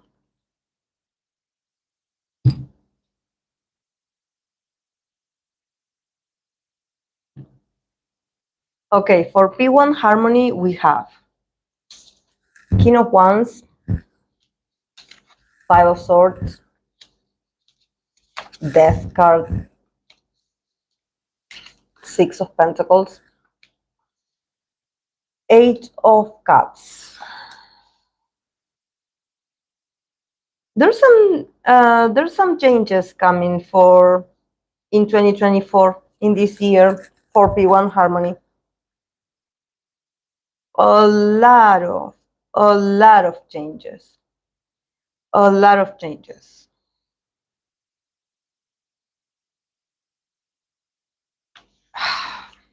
Like, I see a lot of differences. A lot of like arguments, I would say. Someone wants to leave. Like, there's something about a member, or just maybe some members wanting to leave. Um,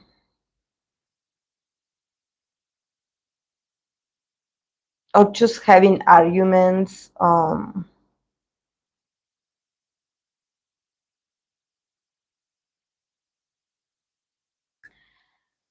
I think that there's a lot of, I don't know what's going on with this group, but maybe I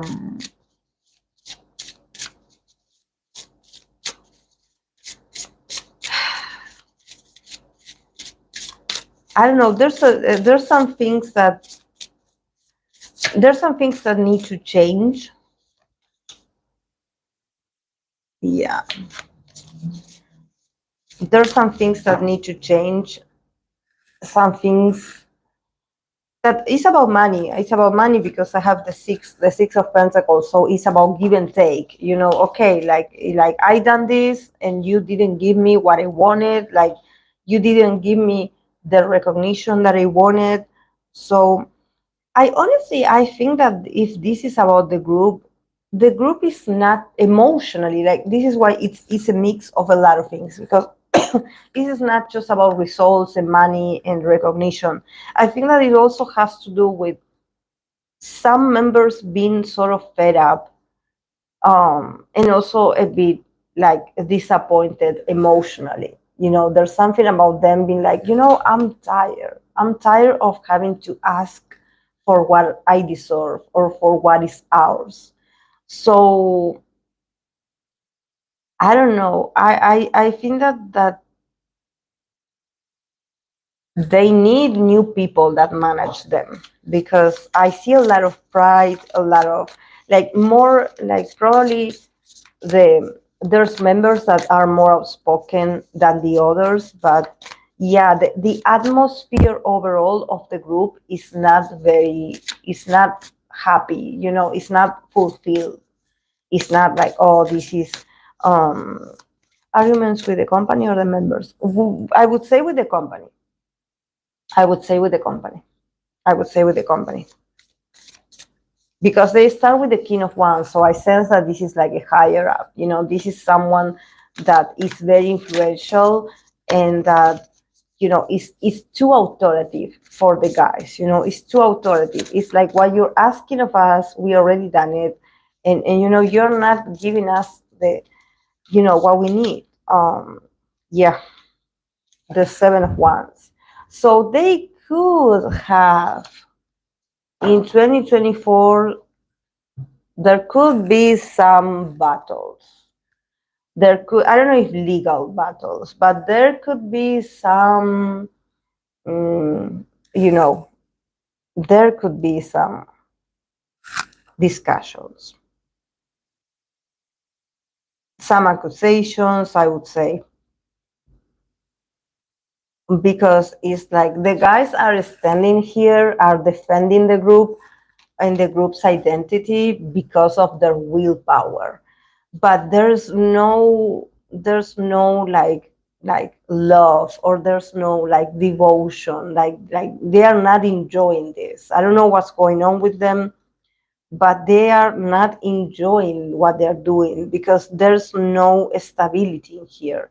It's like, you don't give me, I actually am waiting for you. I don't know if they're waiting to get paid, or if they're waiting for some kind of like retribution. It's like, I'm waiting for you to give me this, and then I'm going to go.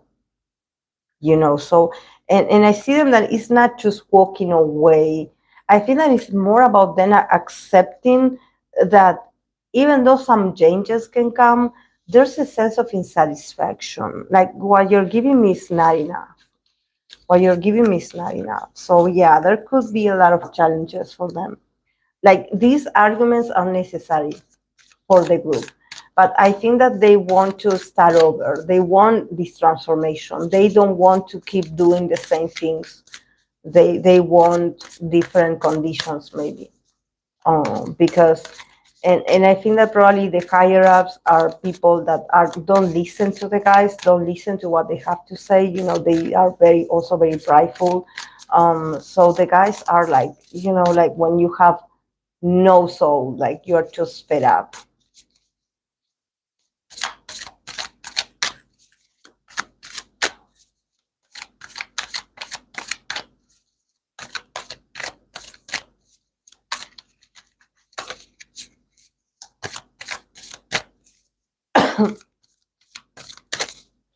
Okay, Itzy.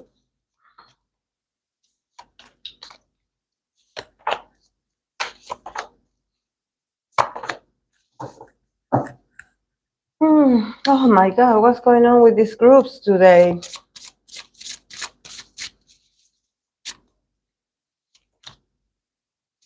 I mean, whatever is going to happen with Itzy is sort of faith, is what is like meant to be. Okay, for Itzy, we start with the Nine of Pentacles, Five of Cups, not Five of Cups, Eight of Cups, the Justice in the middle, the Devil, and Three of Swords. And then from the Lenormand, I got the Star card.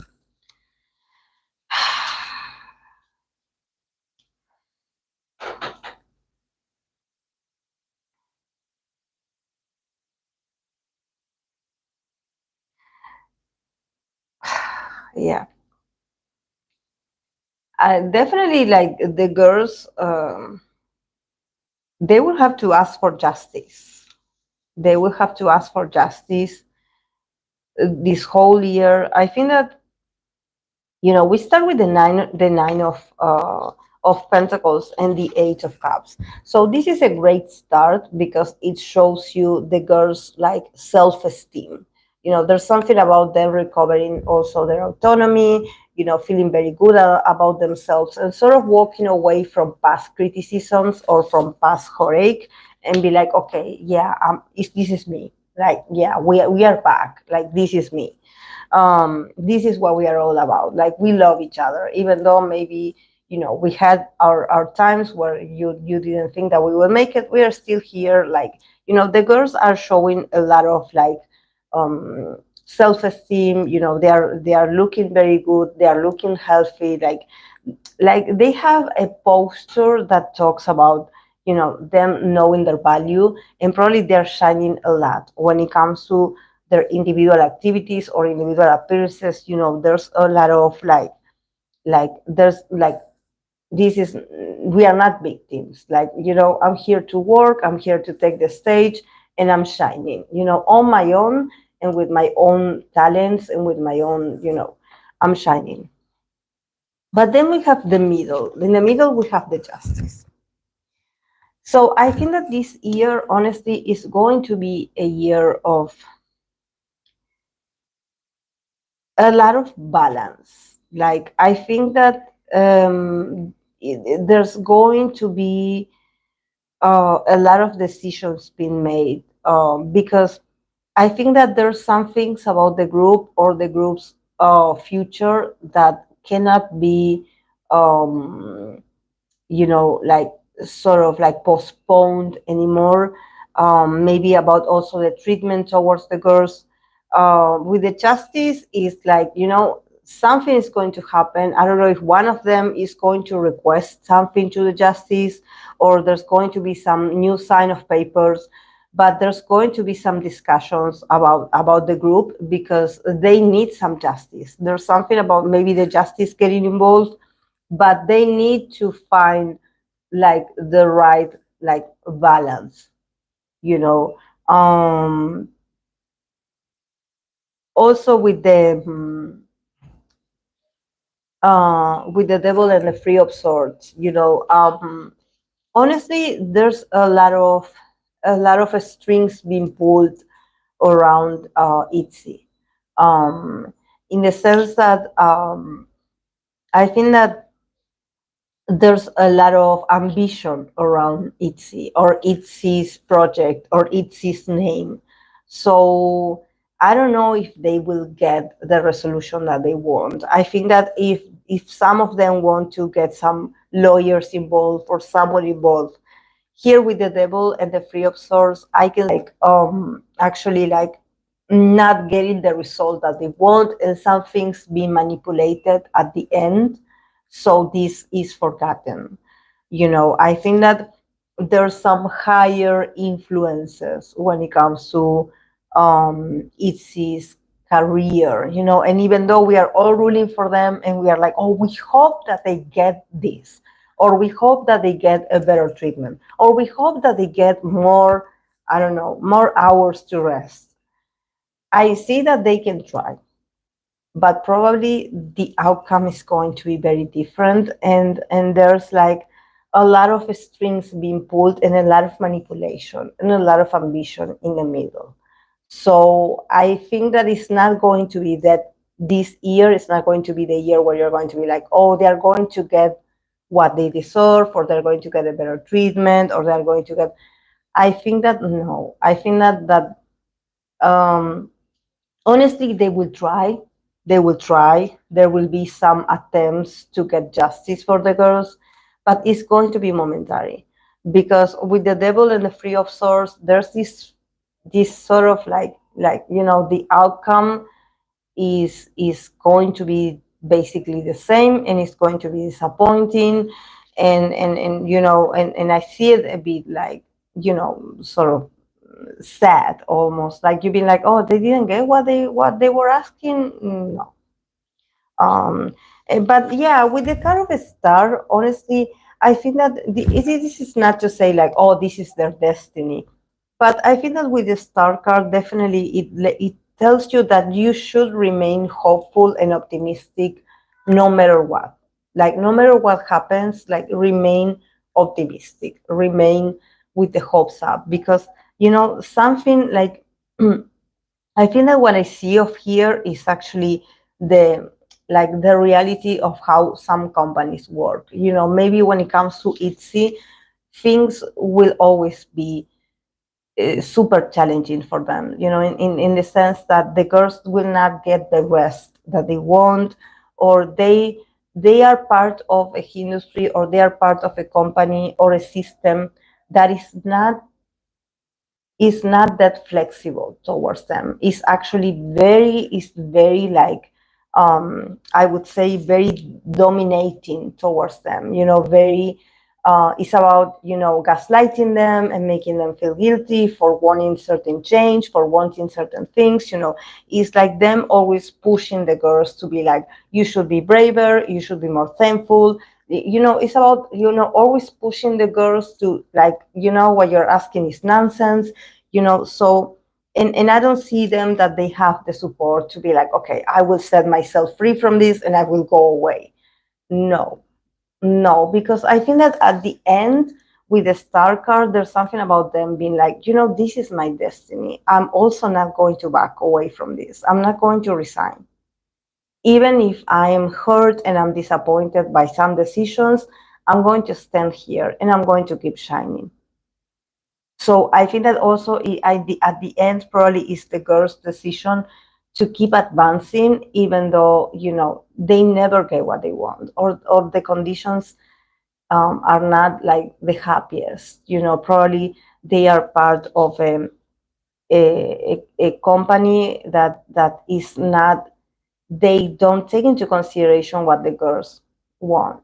They just want to manipulate them and keep pushing them to do what they say, and that's it. Probably it's a very, it's a men's world, and there's something about them being females that is like, you shouldn't be weak. Like, there's other girls in your position that they are doing better than you. Like, there's the comparison, the manipulation, the gaslighting. So it's tough, but they will not give up their dream. They will not give up their dream.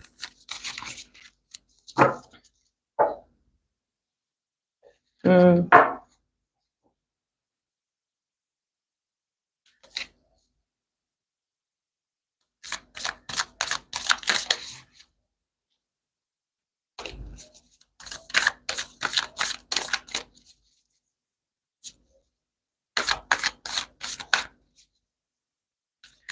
Okay, I'm going to continue with another friendship reading for Anton and Wonbin of RIIZE.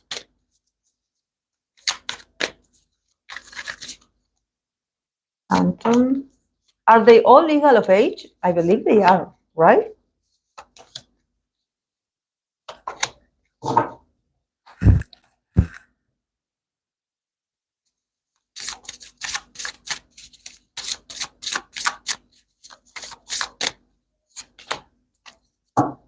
Hmm. Okay. From Anton's side, we have the Six of Wands and the Nine of Swords. Yes, they're adults. And from Wonbin side, we have the King of Wands and the King of Swords. Two kings. And then we have the relationship as an overall, the King of Coins, of Pentacles. And then from From the oracle, we have the card of mice. So honestly, there's something about these guys. Like, I do get that they have a lot of pride and ego, or they are just surrounded by people that have like a lot of prestige. Um, I think that from Anton's side, he has the Six of Wands and the Nine of Swords. So there's nothing about him feeling victorious in his connection with Wombin. Both of them are very passionate in their own ways, in their own style. Uh, but probably, from for Anton perspective, there's something about him feeling victorious. But from time to time, also, with the Nine of Swords, probably he doesn't get Wombin that much. There's something about him feeling victorious because I believe that he's slowly like getting closer to him and sort of like through more communication, he's getting more Wombin. I don't know if Wombin is someone that he's nice, but it's not that easy to get to him, or it's not that easy to create a connection or to talk deeply into things. So there's some attitudes of him that from time to time Anton feels like, oh yeah, we are great. Yeah, we are like, we make each other look good. We have great chemistry. Like, we really like we both want the same thing.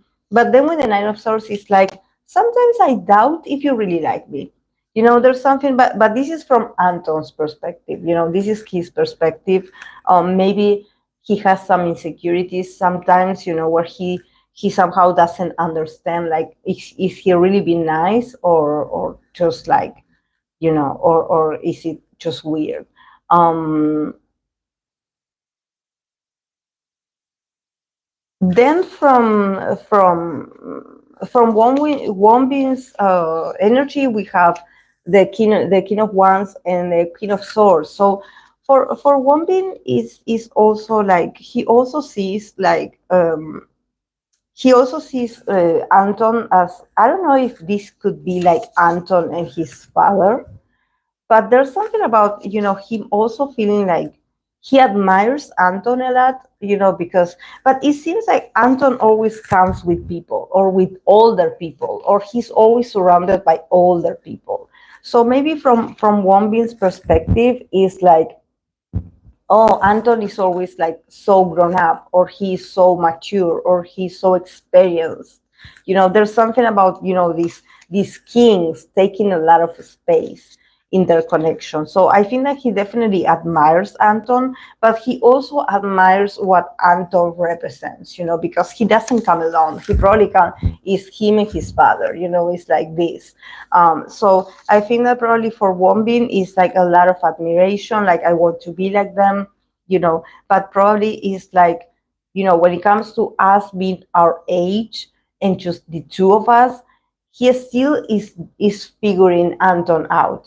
He still is like, but I think that also from Wombin's perspective, he also acts like, like he's someone that has everything under control, or he doesn't want to appear like, oh, I have my doubts, or I have my insecurities. So he also takes on the role of these kings, like, yeah, like, I'm amazing, yeah, I'm doing great, yeah, I don't need anyone, yeah, I know I did great. Like, there's a sense of their egos also getting in the way still, and slowly they will get more deep in their bonds, but still they are, I think that this also, honestly, it has to do with the guys, because the relationship, we have the King of Pentacles. So I believe that in the relationship, they are very much influenced for the success that RIIZE is going through. Actually, both of them, in their own individual activities, or individual appearances, or individual accomplishments, they are doing very well.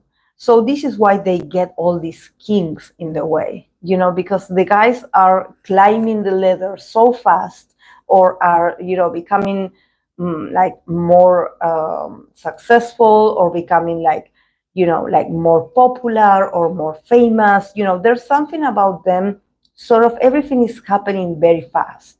Definitely, this is why here I don't see, I don't see feelings. I don't see them feeling like even a bit hesitant, because they are so in this element of like, let's go and shine, let's go on a stage, let's go on these performances, let's go and talk to these people. It's about them being these aces, them in their own, with their own individual tools, they're shining a lot, or they are getting a lot of recognition. So this is why we have the kings in here. They are very busy with, and maybe if they are like a potential ship, or if people ship them, or if people just love to see them together, they are going to make sure to make each other look very good, because we have the King of Pentacles. So there's something about, let's be kings together, like let's be successful together. Definitely these guys are not immature. They are very mature, and they know how the industry works. So they are using this, they are sort of getting comfortable in, and I don't know why I get that these two are surrounded by a lot of grown-ups, by a lot of adults. So there's something about them, also, like being very smart, like, okay, what do we do with our dynamic? Like, let's make each other look good. Let's make each other be much more prosperous, much more successful, and also with the card of mice, with the card of mice is like, let's get opportunities from whatever source we can get. Like, they're feeling ambitious together. They definitely are feeling ambitious. So I can see them like really making it in the industry. They are doing very well.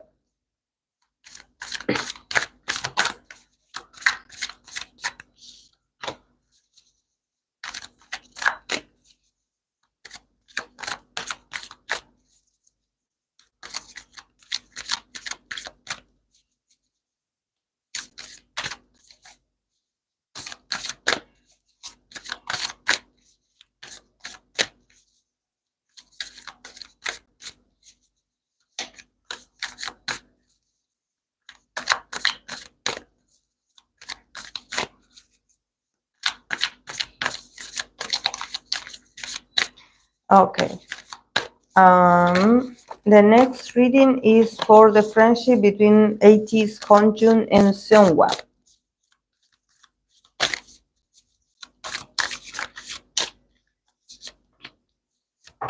Hongjoong, Seunghwa.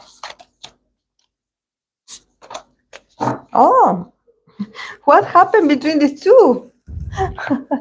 Are we getting divorced parents vibes?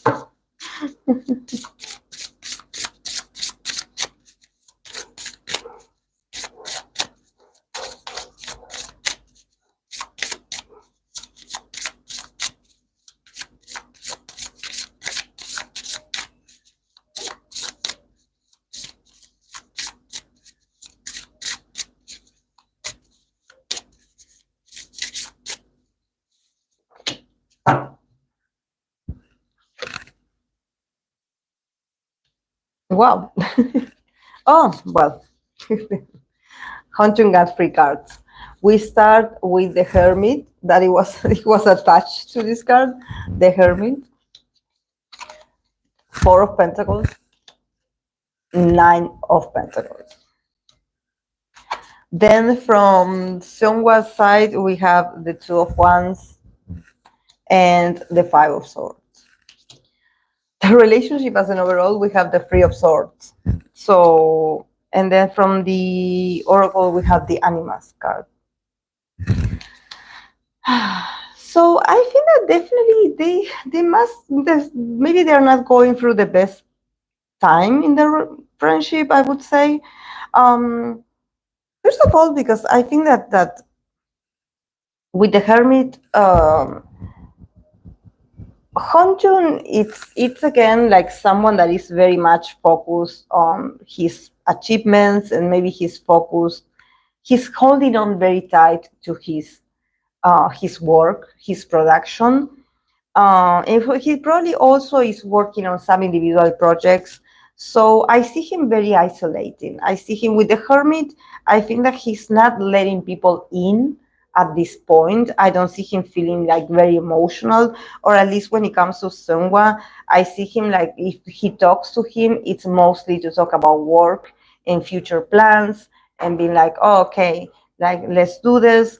But I don't see Hongjoong being very like um like very focused on like, okay, what can we do to be happier, or how are you, how do you feel. There's something about him being very concentrated in maybe the finances or the results. And also there's something about prestige, him with this card with the Nine of Pentacles. He's feeling very proud of himself, and he is feeling very proud of maybe the group. So there's something about him just not being that emotional, I would say, like not that connected with Seunghwa. Uh, and from Seunghwa's side, I think that Seunghwa also is someone that can be very ambitious. Um, but I think that Seunghwa honestly is someone that he goes along with what Hongjoong wants.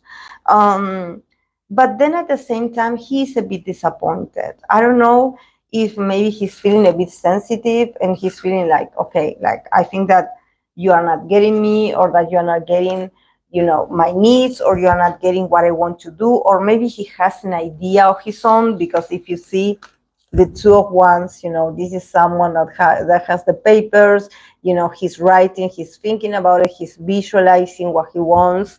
He also has his aspirations, his individual aspirations.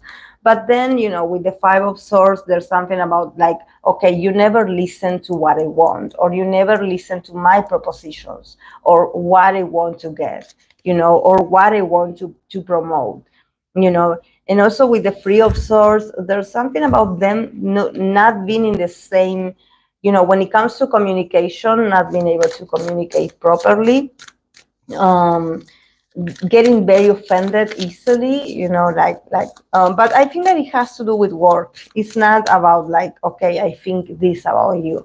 It's more about work, mostly. It's more about work. But yeah, the Four of Wands in reverse. They are so focused on some results that they are not able to enjoy the now, because they're thinking about the things that they didn't get. So they're a bit disappointed. I don't know if they're disappointed at each other, or they're disappointed at their career. I don't know. But there's a bittersweet feeling. And also with Animas in here, I feel that honestly, both of them are feeling very sensitive. Are feeling very sensitive. Um, I think that definitely they have, their dynamic has this as a potential, that both of them are very sensitive when they want to, but also they can be very picky if they want to. So, things can sometimes get very confusing between the two of them, or they can have just arguments about nothing, actually. But honestly, I think that it must be really, really harsh to get into an argument with Hongjoong, because Hongjoong is always hidden behind his work. Hongjoong is always like, okay, I have to go, I have to work, or I have this project that I have to finish by. So I think that it's that it mustn't be easy to get to him, because it feels like you have to get like an appointment to see him or something like this. But yeah. And also, I think that Seunghwa, he had a personal idea, or he had a project that he wanted to launch for himself, and he wasn't listened to. So he is a bit offended as well. So yeah, I think that these are sensitive moments. These are sensitive moments. These are sensitive moments. Hey, Samara. Yeah, I don't know. I don't know why, like why people ask about them all the time. Like what is, maybe I don't know if the do the fans see something different on camera? Like, is their dynamic more loving on camera?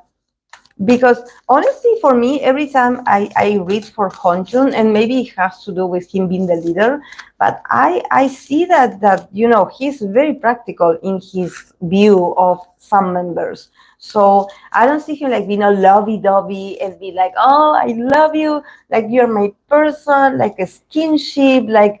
So I don't know, when they see him with others, what do they see that they want to know, or maybe they want to know because they don't see.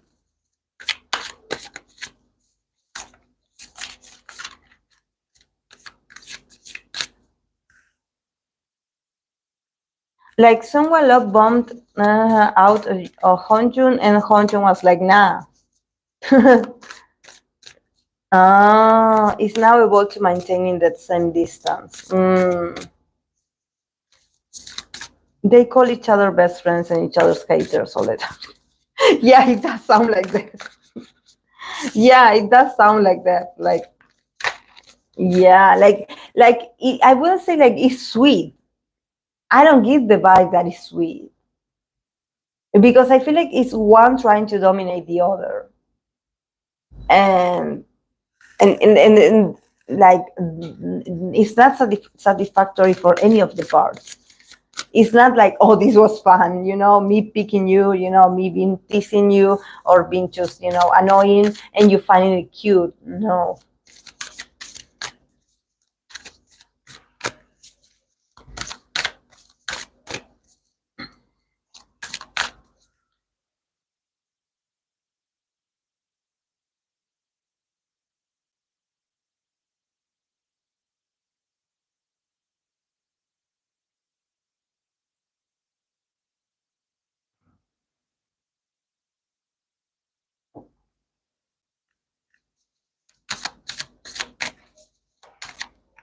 Ah!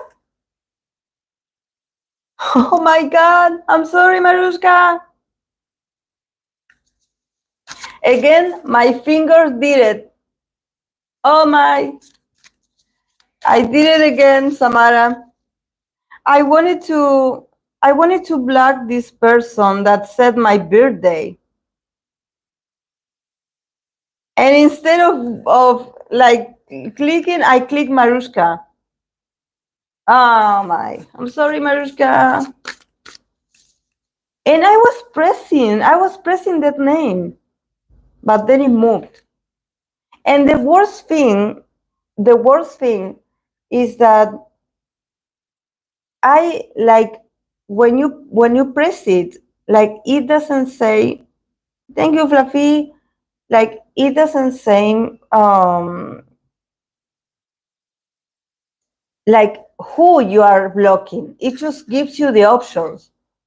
From now on, just wait for the mods to time them out. Yeah.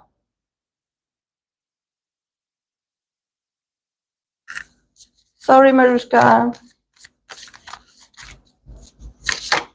Because I will move to time them out, but you do it before I get a chance. Yeah, I know. Oh, I'm sorry. And I was going to tell you, Samara, I was going to tell you, don't type anything, don't move, because I was pressing on the name of the person.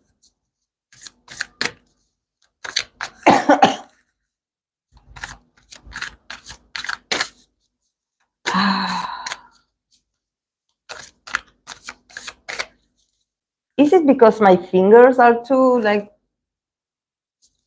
I swear, remember the last time that I did it to you? Oh, man.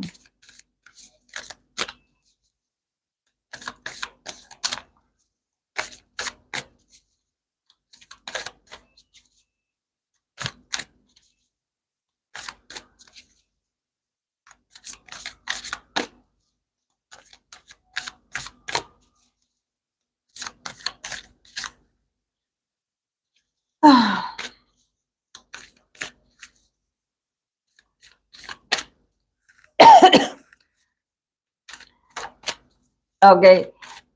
Ask type to type to Marushka and type write to her on Discord and ask her if she has like if she has like something that she wants to ask, I will compensate her with this.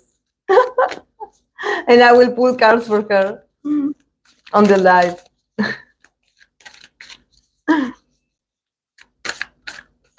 Also, if I do this timeout, you cannot see the live stream, like you get kicked out, or you can just be but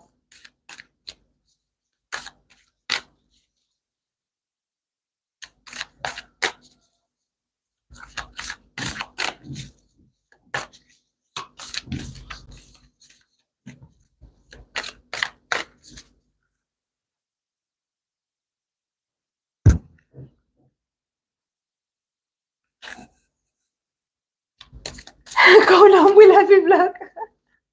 So,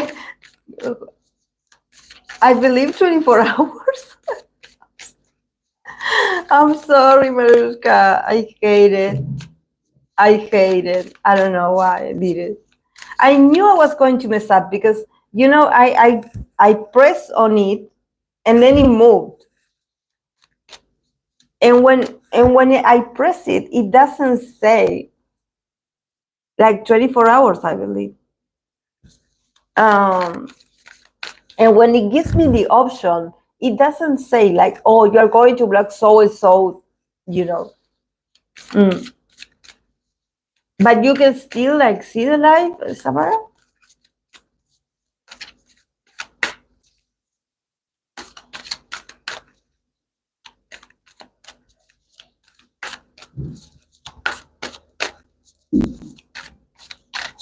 Marushka has a question.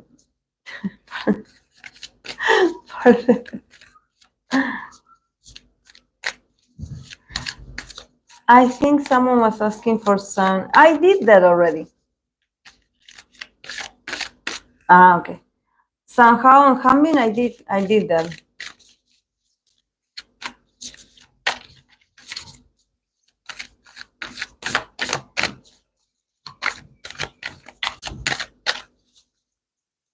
Ah, you cannot do messages. Okay.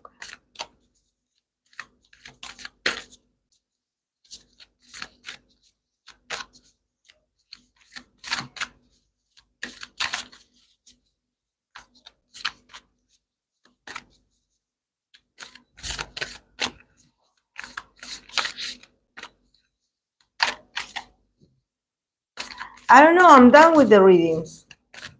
I'm waiting for you if you have another recommendation, guys. I'm waiting for Marushka. Yeah. I was reading a bit for friendships, yeah. That I don't know what's going on today with these quote-unquote friendships because the readings weren't that positive, honestly. They were challenging. And also, I read for P1 Harmony, Marushka, for 2024, and it doesn't look good.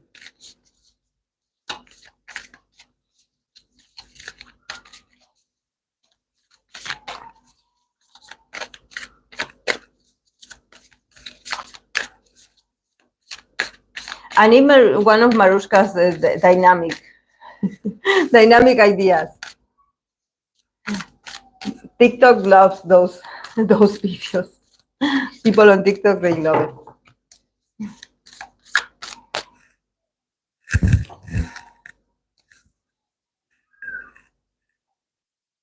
Ah, okay.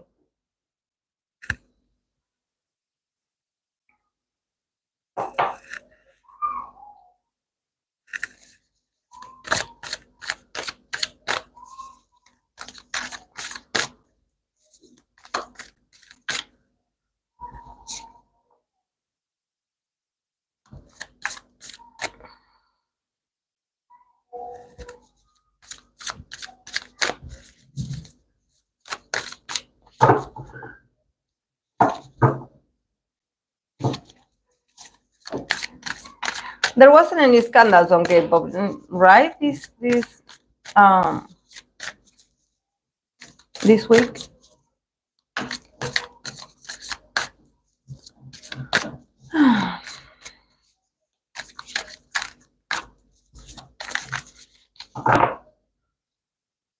What have you read for today? I read for, if NCT want to say, we'll come to Argentina, because there was an Argentinian citizen that wanted to know this on TikTok. Then dynamic between Jaemin and Jeno, Mark and Haechan, P1 Harmony 2024, ITZY 2024, the friendship between Anton and Wonbin of RIIZE, and the last one was Hongjoong and Seunghwa of Ateez.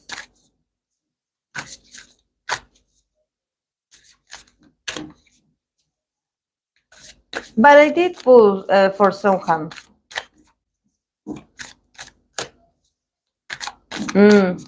Haechan one. Yeah, for Haechan.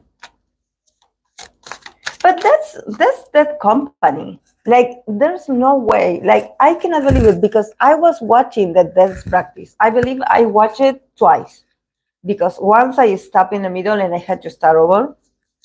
I watched it twice. And yeah, like I know people that were showing that part. But I was like, how can you not review this? Like, I think that it's the company. Like, they are doing it like on purpose. Like, there's no other vision behind this. A straight children time. I wonder how my bias is doing from Stray Kids.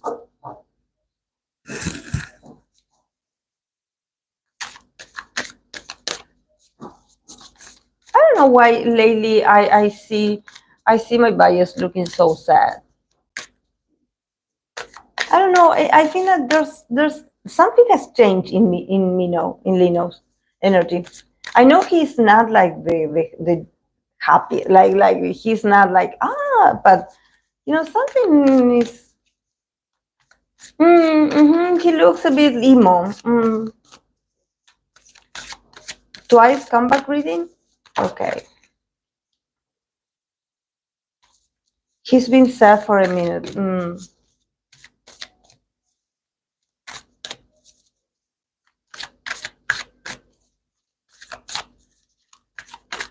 We need to create a dynamic to spill some tea, Samara. Okay. Meanwhile, while you think about it, I'm going to put cards for Twice comeback.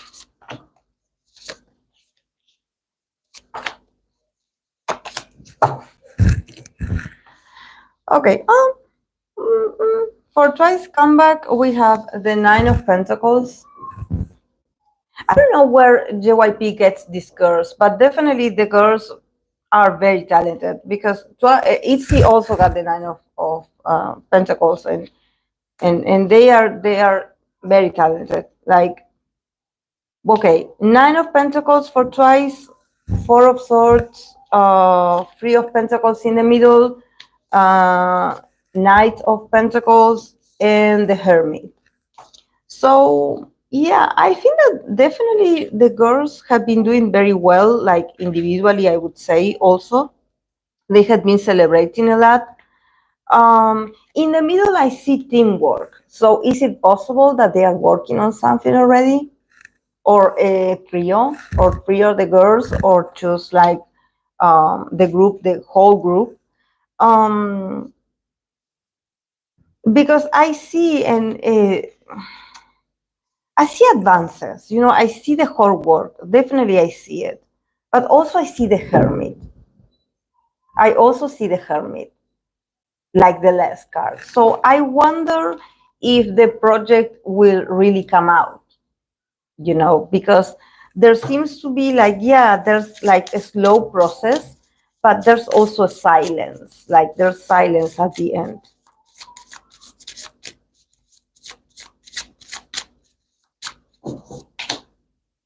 They got the Rider again. Everyone gets this card, the Rider. So I think that they will keep advancing this year twice. They will keep working. They will keep moving forward.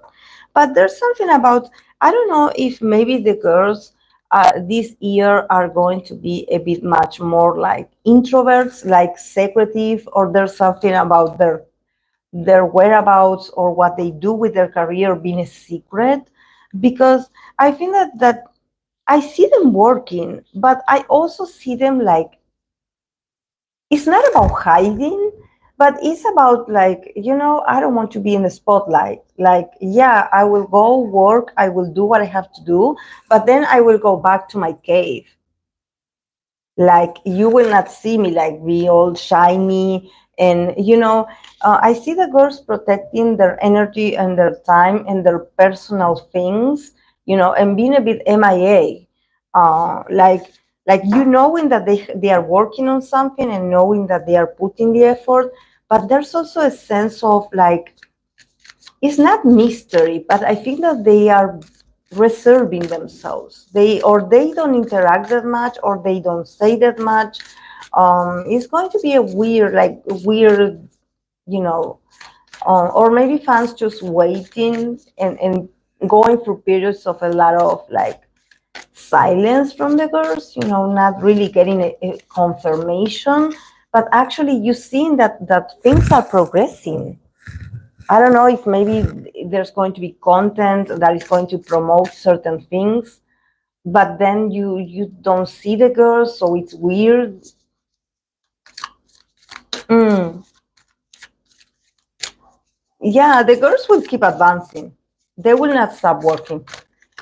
They will not stop working. But maybe with because I'm thinking about this Knight of Pentacles and the Hermit. Could it be that one of them could go on hiatus? Because for me, the Hermit is not a hiatus card, but definitely I see reclusion from one of them. It's like, I better go. I better go and rest, or reflect on my actions, or reflect on what I want. Um,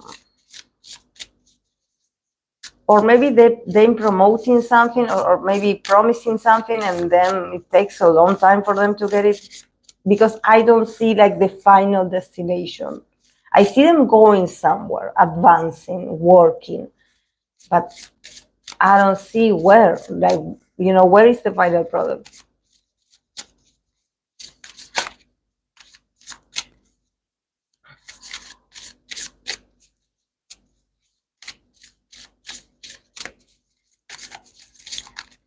A dynamic between groups. What do they think of each other? You mean? We could do that. What the groups think of each other. They announce a comeback. Ah, okay.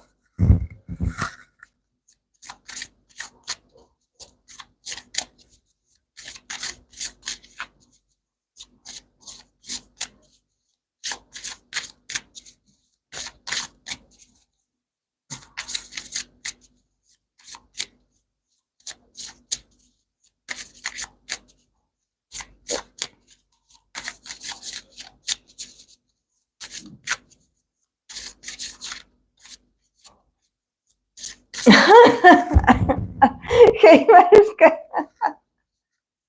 Hello. I swear I will not block you. I will keep my fingers to myself. Oh, welcome back. Come on, Marushka. We need some. We need to. I'm sorry, guys. I'm coughing. Okay. While you think about a possible dynamic, I'm going to get and I'm going to heat the water for the mate, because I'm like drowning here. But yeah, I'm going to turn this off.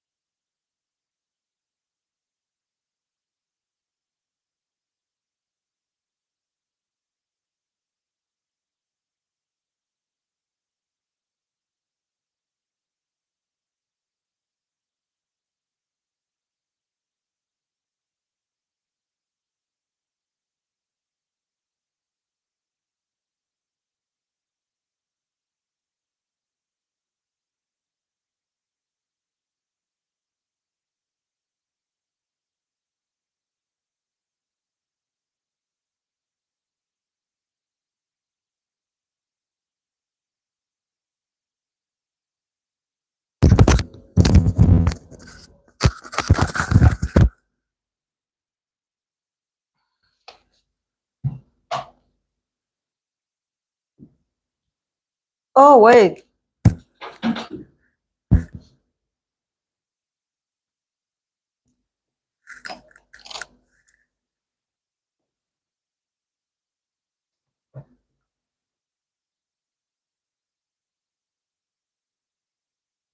Wait, guys, you did write a lot.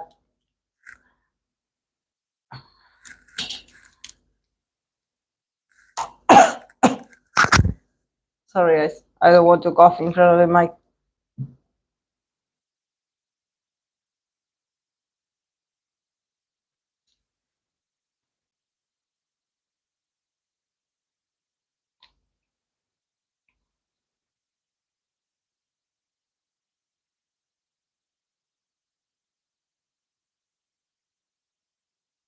I have to do a reading for Taeyeon that he's going to the military.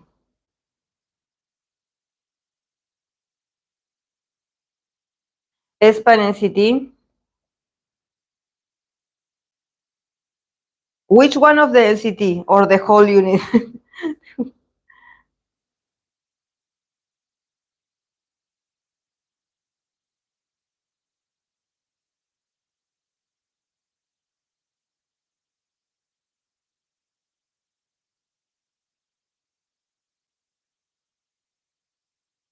Ah, NCT Dream. Okay.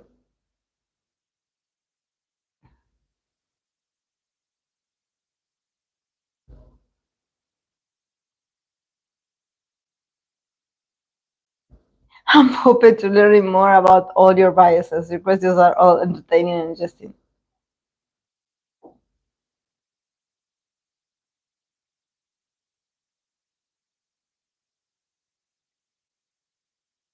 Dream. Okay.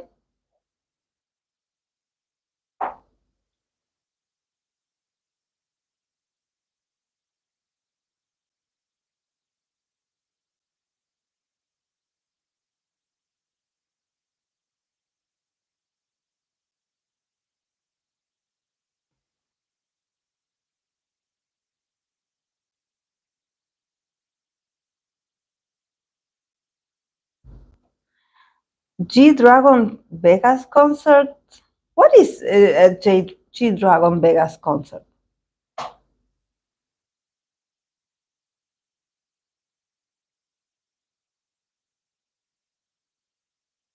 Who wants to be the new leader of NCT?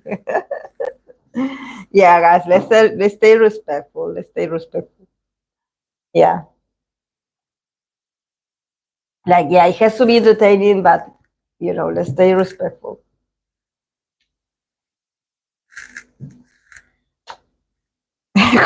No one wants to be the new leader of NCT. They all want a break, like and this is something that I think that sometimes a lot of people are like, you know, they fantasize, they glamorize the leader role. I can see all of them being like, you go first. You go. I don't want it. I don't want it. Hmm.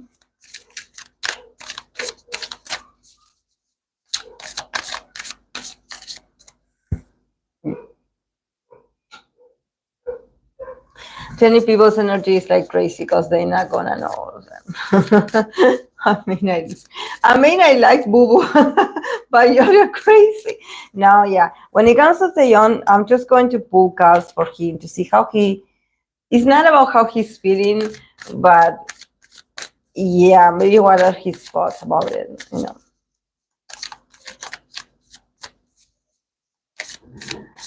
There's news about talks of G-Dragon being invited to have a show at the Sphere. Well,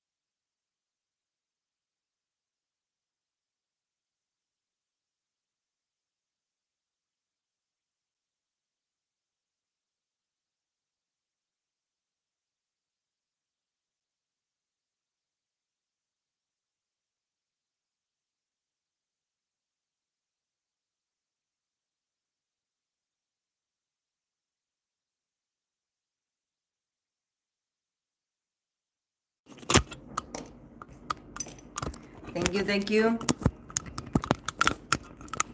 Thank you.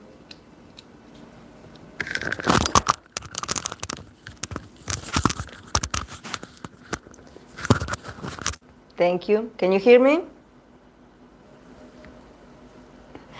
No, yeah, I told the girls before that if this turn off or got without battery or it ran out of battery, that they would put like the emoticons of the red flags.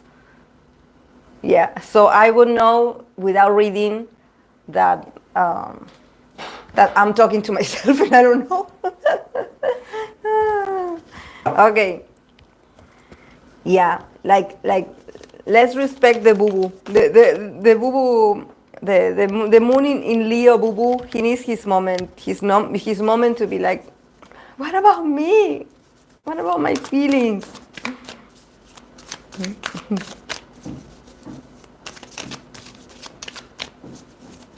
I already did NCT Renchun and Haechan.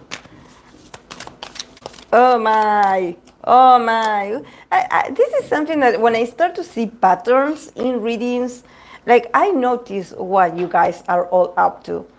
Like, what is going on with Haechan? Like, why does people think that Haechan is that difficult? That they are always asking about him and his dynamic with others?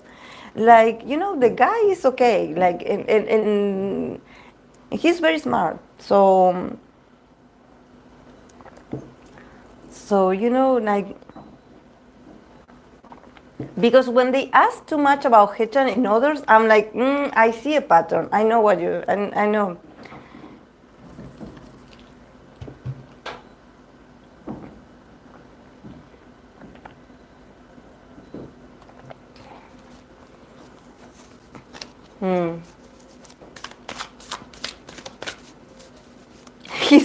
He's a handful, at least he appears to. But he's a king of swords. So the guy, when it comes to mentality and maturity, when it comes to being in the business, he is on the top. Like, no one is going to push him off that. Even when he's not right, he's going to assert his dominance by talking about it, like, nevertheless.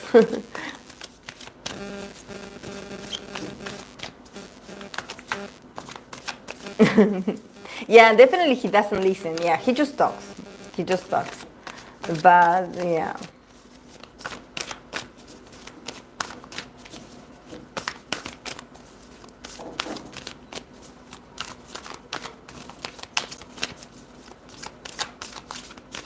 He must be someone's favorite as well. Because he shows up as the king of swords. So definitely if he feels like a king, it's because, either his fathers love him very much and they push his ego up here, or the company just loves him very much and they give him the right, they give him the podium so he can be, he can be himself, or he can, shine, or he can have his moments where he feels like because he's very intelligent. Yeah, it's an act. Yeah, it's an act. Yeah, it's him just being, for the cameras. Yeah, yeah. Okay, Taeyong, Taeyong leaving to the military.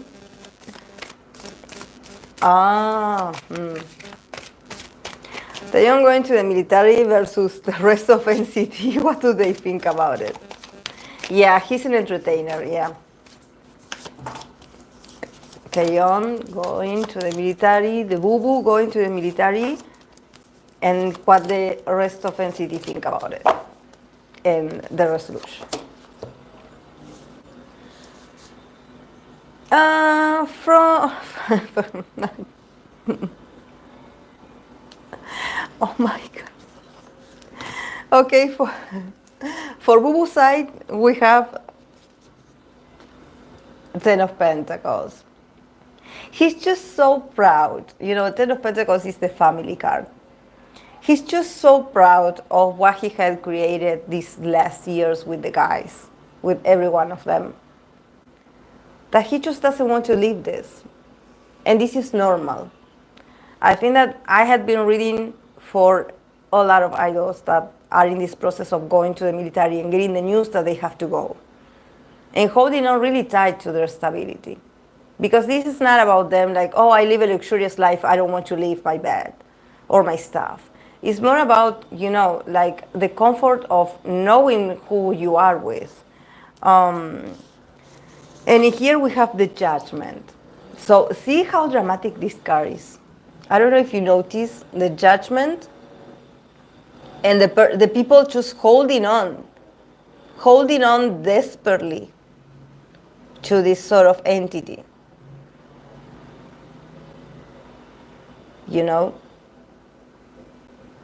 Like he definitely fears being judged. He fears being in a very uncomfortable decision. He fears it's like, why me? Why do I have to go? That I think that we all will think like this. Like, it's like, oh no, I know I had to go, but why? Why? Sort of like holding on to your last hope. And then the tower. So if it sounds like he is like in a sort of breakdown or that he is a bit desperate, he is. He actually feels like this cannot be happening. And he's sort of like, thinking about everything that he had built with the others. And I think that definitely for him is not, it feels like everything he had built is vanishing. It's like the ground where he works on is falling apart. Like every bit of stability that he was able to achieve is destroying itself. Like he feels it. He feels it very deeply, very deeply. It feels like, like I'm being summoned, and I'm going to be judged. And I fear being judged.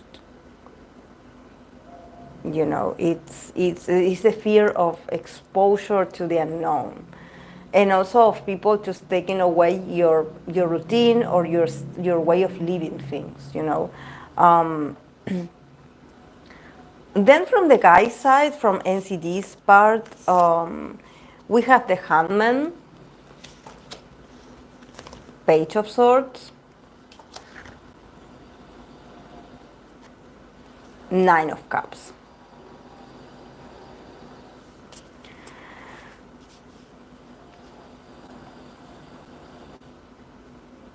Honestly, without Taeyong, at first they will be a bit lost. At first they will be a bit lost, and I think that there's a bit of paralysis at first. Things will be postponed, and there's this sense of like, okay, what do we do without him?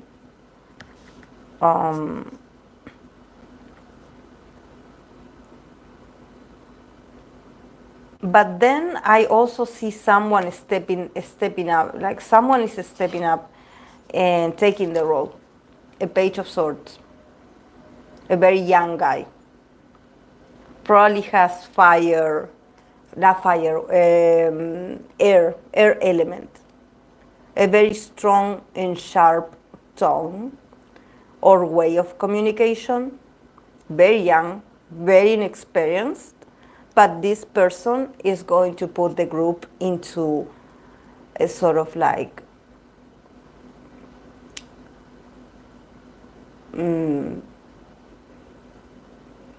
order. At first, they're not going to like him that much. They're not going to like what he has to say. It's like, why are you talking to us like this? You're no one. You're just one of us. Like, what? What are you talking about? But then we have the Nine of Cups. So I wouldn't be surprised if after Taeyong leaves, that NCT starts like making some projects come true And this actually becomes a very prosperous and emotional fulfilling for a lot of members. So I could see some members getting their wishes granted. Maybe when it comes to projects or ideas that they were somehow postponed or that they were like not taken into consideration before. And all of a sudden now, they're taken into consideration because we have the Nine of Cups. So it's like, I'm so happy. I'm getting my wish come true. So at first, I think it would be awkward. At first, I think that they will feel a bit of in a limbo, because probably the company also will not know how to manage them, will not know. Probably also, the company doesn't know much about the guys. It's like they probably talk to a few, and then there are others that they have no idea who they are. It's like they don't really know in deepness their own artist. They don't even know it. They don't even study their own artist. It's like if I was the manager of NCT, like I would have like a whole board of their pictures and I would have their birth charts pulled for all of them, and I would be analyzing each one of them and would be like, okay, this one would work better with this one and the other would work better with this one. I would sort of create a very prosperous, successful team for me to make more money. But I think that they will rely on someone. Someone is going to get their wish granted. Probably someone is going to benefit of Taeyong being gone. Probably an underdog. Probably one of these members that you're like, really? You had all this potential? Like and now you're here and now you're shining and now you're like,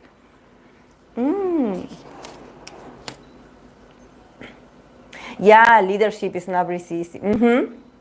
Management based on astrology.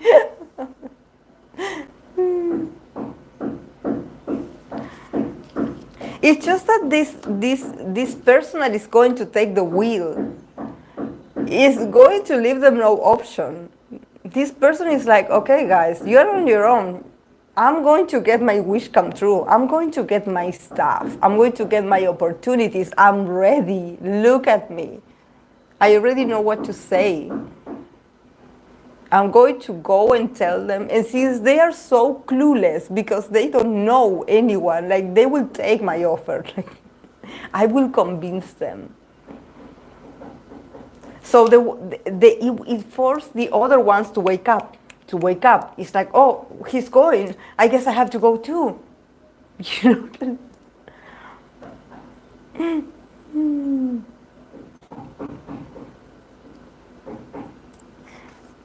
And in the middle, as I think that they have the Four of Cups. And I think that this is like the summary of their connection with the leader, with Taeyong. I think that lately it had been a disconnection between Taeyong and the rest of the members. I think that probably also from Taeyong perspective, there's also this feeling of insatisfaction at the same time. It's like probably him also not feeling the love and appreciation of the members just like they used to. There's something with the Four of Cups is like they also taking Taeyong for granted. I'm not saying all of them, but there's a possibility that probably, the dynamic is great, but since there are so many members, like the dynamic works better between one or two or three, but it seems like Taeyong is always left out. Taeyong is always left out.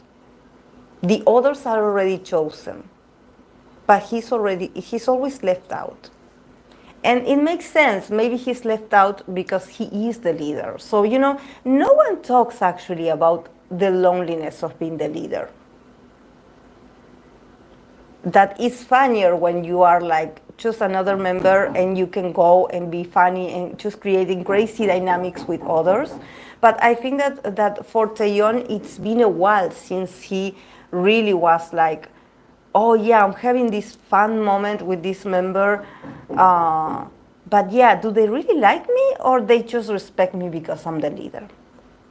So there's a bit of loneliness being the leader. There's a bit of disconnection. It's like, I know we are part of the same, but probably there are some others that distrust Taeyeon. They are like, oh no, he's not just one of us. I better go and hang out with the others. You know, so their connection their dynamic has changed. You know, and with this, I think I noticed this with, I believe I did the reading between, I uploaded a TikTok with the reading of Taeyeon and Jaehyun shipping reading.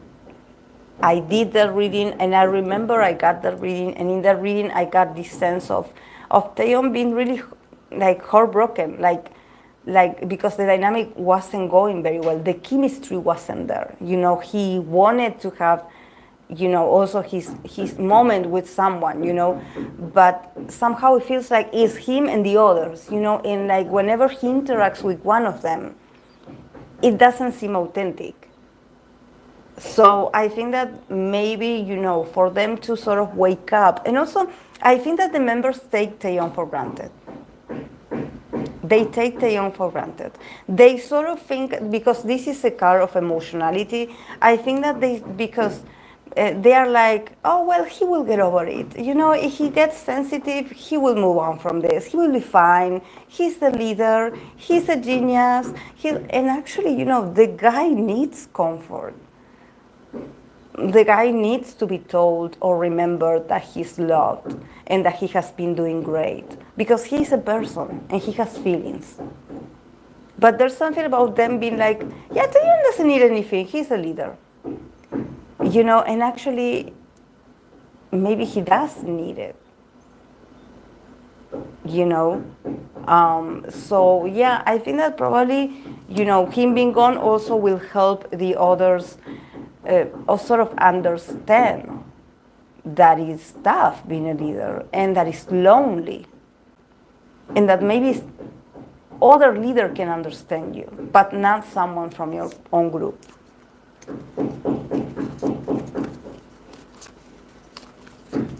Yeah, he's in a very Aquarius group. Yeah, this is something that I was going to say. I was going to say that, Samara. I have the feeling, I don't know who I was watching yesterday, that I was like, oh my God, that guy must feel really lonely, because it's a very Aquarius group. Everyone goes to their own thing. It's like they get together, everything is cool, we are fun, ha ha ha. And then it's like if one of them starts talking about something deep, the other ones laugh at them.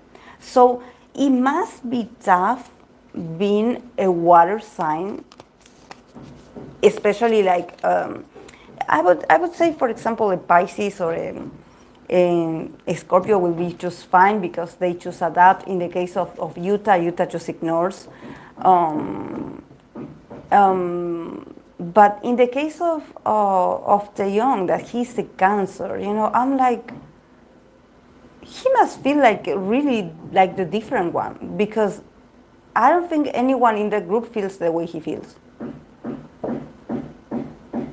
I don't think.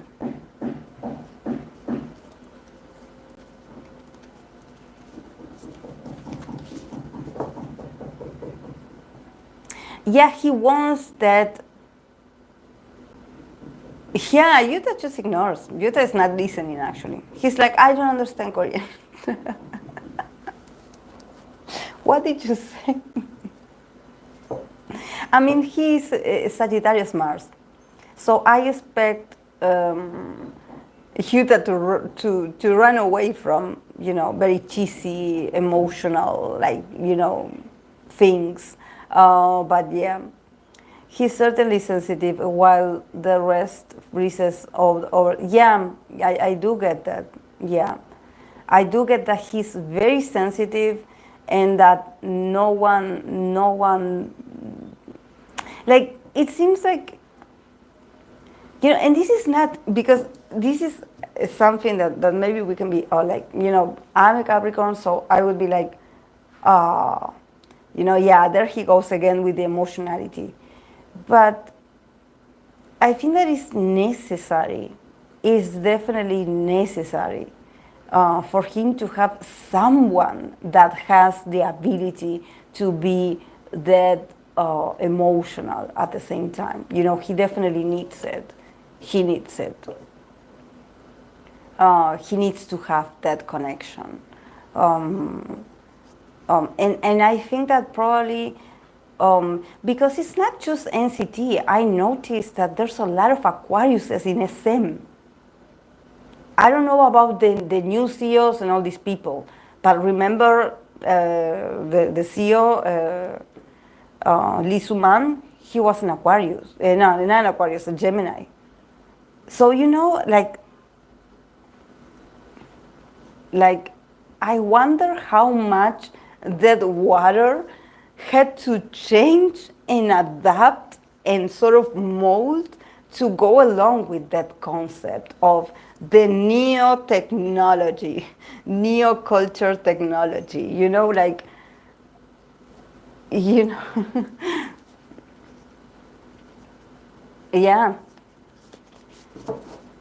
Yeah, like, because I don't know, like, I know maybe there's other members that are very sensitive. The sensitivity, you can be sensitive in different styles, but I think that NCT and SM as a whole is very Aquarius vibe. It's very Aquarius vibe, and it's like, either you are with us, or we're just moving along. We are moving to the future. We are going to the futuristic. If you don't come along, I'm sorry. Like, and sort of Taeyong wanting a place of, like, okay, I want my safe place. I want my little cabin in the woods. I want my warm place. I feel bad, but as an Aquarius who has been in the middle of high amount of water sign emotionality, they have no then limits to the point where it gets toxic. Yeah, but I think that in the case of him, I don't know who he was able to share his emotionality to or with, because there's no one. Even the ones that are fire signs, like the ones that are water signs in the company, I'm sure they have moon in air signs. I'm sure. I'm 100% sure. Like, the other day I was thinking about Boa, the mother of K-pop. Boa is a Scorpio, but I don't know if have you guys ever checked her birth chart? I want to know where her moon is. I want to know where her moon is. Yeah, he also needs friends outside of SM. Oh, please, Charlino. Thank you.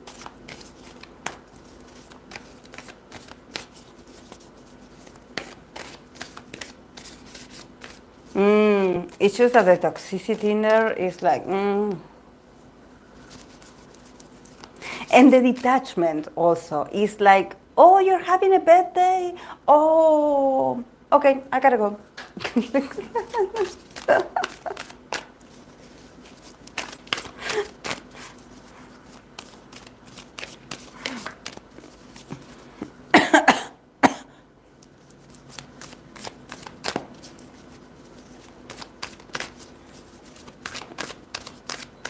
It's a Sagittarius moon. Another one that is in denial.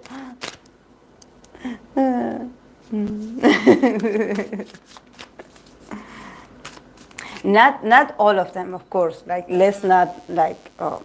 But I think that there's a sense of coldness, and they are great. I mean, they're amazing. What they do is amazing. But I wonder what it feels like to be the only, the only little crab in there, with that cancer. But also I don't feel pity for cancer placements, because cancer, it's also is a cardinal sign, so they are leaders. Like their nature is to be a leader, So I'm sure that he's like in the right role. But yeah, the guy can be sensitive as well, and maybe this of going to the military is like, you're taking me from what I know, and all of my cancer placements are being triggered right now.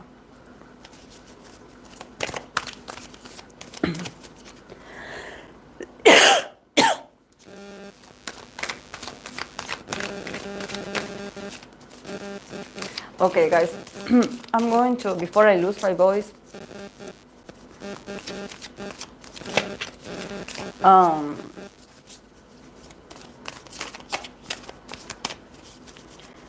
I'm going to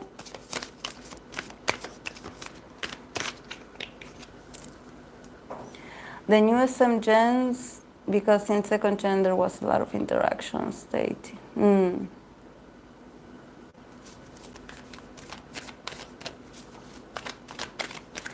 Yeah, but I think that, for example, if we think about another cancer, we have to think about Taemin. And Taemin had a very different experience. First of all, because he's the magne. So for a cancer, a double cancer person, like being the magne is like the best. It's like that's the place where he can receive. Like I told you, like I always think about Taemin like this Ace of Cups. This very receptive kind of person. Like okay, you have love, give it to me. And also I think about the members. I don't remember Jungkook's birth chart, but if we think about the other shiny members, you have Mino, that is a moon in Capricorn, that it could be symbolized like not only being like friendly and being like a motivational figure of a strength for Taemin, but also be like a father figure, because the moon in Capricorn is like the one that sets the rules. It's like the one that tells you, puts boundaries, and it's like you cannot do this. Like if you're going to do this, like I'm going to follow you. Like what are you up to? Being very fatherly. We think about Ki. Ki has a moon in Pisces, so again very sensitive, watery, like what does Taemin want? What does Taemin need? Is Taemin okay? He's like connected to Taemin, even though, he's very fast and he's always like working on his things. He's someone that is also very emotional, so he's like, okay, where is Taemin? Is Taemin okay? And also we have like Onu that is a moon in Cancer. He's also like very motherly, where is Taemin? It's like their child, where is the child of the group? Like let's be responsible with his needs. What does he need? He needs boundaries, Mino is going to do it. He needs like support, like the others are going to do it. So there was a right balance around, like energetically, I believe. I don't know much about Shiny, but that's what I get, of them. But for Taeyeon, it's like, you're the leader, go.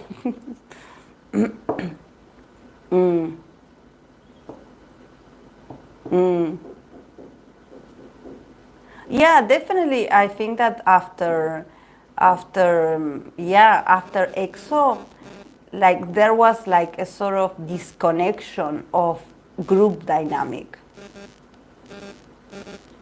A disconnection, definitely. Like I think that I don't know about the groups, but it seems much more cold and sort of like you are in survival shows, guys. So, I mean, whoever says, you do your best. I'll see you when this is over. like a jungle, like the fight of the fittest, and also especially because of all the people that left, that sort of feeling when someone leaves, this feeling of betrayal, that this is also, it happens because of mob mentality. The person that leaves is the enemy. We are the real deal. We are the family, So in that sense, that's like the dark side of Aquarius, it's like, and not Aquarius, the person, but it's more about like the air element, or and like for me, SM is Aquarius vibe. It's Aquarius. It's like when we are all together, we are the best. Now, like I'm also detached. So if you want, yeah, we're all buddies until we're not. I miss all the groups, skits and stuff, and the Sentam events. Lots of skits were super silly, but were cool. Yeah, see, also, SM Town events also they don't happen anymore. Also, look what they did. If we think about dynamics, like look what they did to Shotaro and Sunchan. Like I know that that's recently, but in that sense, do you see how they're like there's no like I don't know why, but I get that those two, until they were like told where they were going, they must have cried a lot. They must have suffered a lot and feared for their careers a lot to being kicked out of SM. It's not SM, NCT like that. Like, and being like on hold. Like, yeah, we will get. Let's not even mention Lucas. Where is Lucas? Lucas was amazing. Lucas was the ace. He was even in Super M. And where is Lucas now? You see, we're all a family until we're not. So,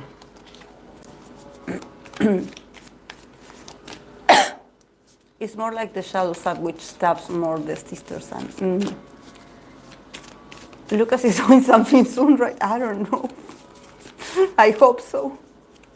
Oh, Suntaro was hard. Sunchan did cry in Japanese program because he felt so lost with us. Yeah. And that's another one. That's another member that I'm actually worried about him.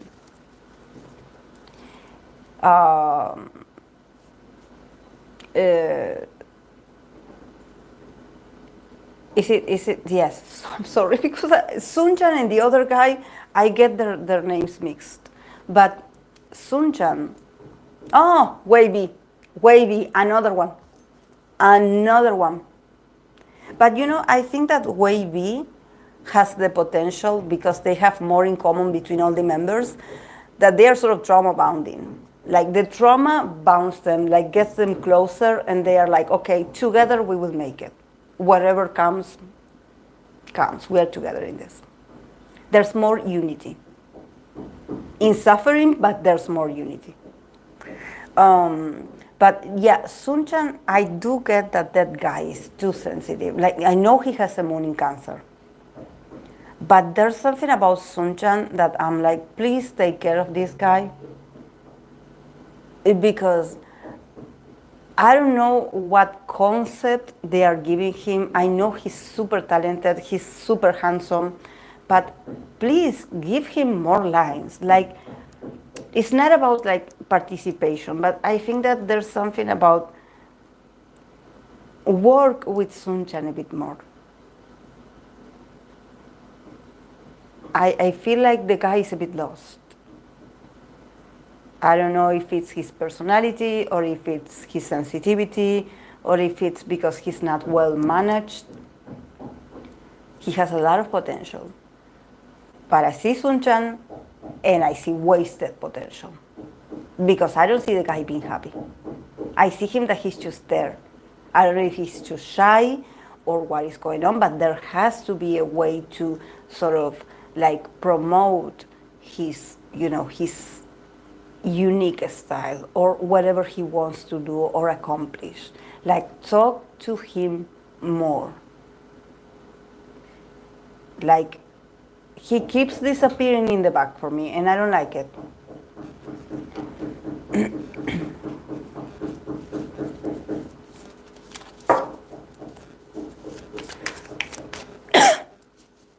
I know. Yeah, Wavy is going to do. Wavy is going to be okay. Like the guys, I swear, the guys are no longer hurt. Those guys are not hurt. They are so accepting. They are like, okay, yeah, I know. But the good thing I get about Wavy is that they do not compete with each other. They do not. I don't know if it's because they live together, they share something together, I don't know. But their dynamic feels different.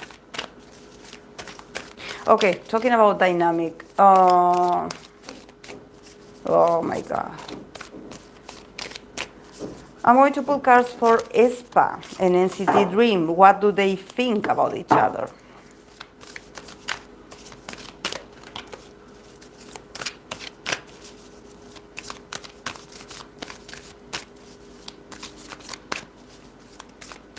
Yes, definitely.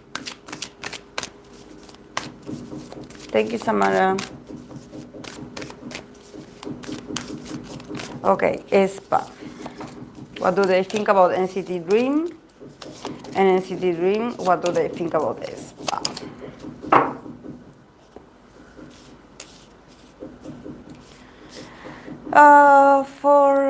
From aespa's side, we have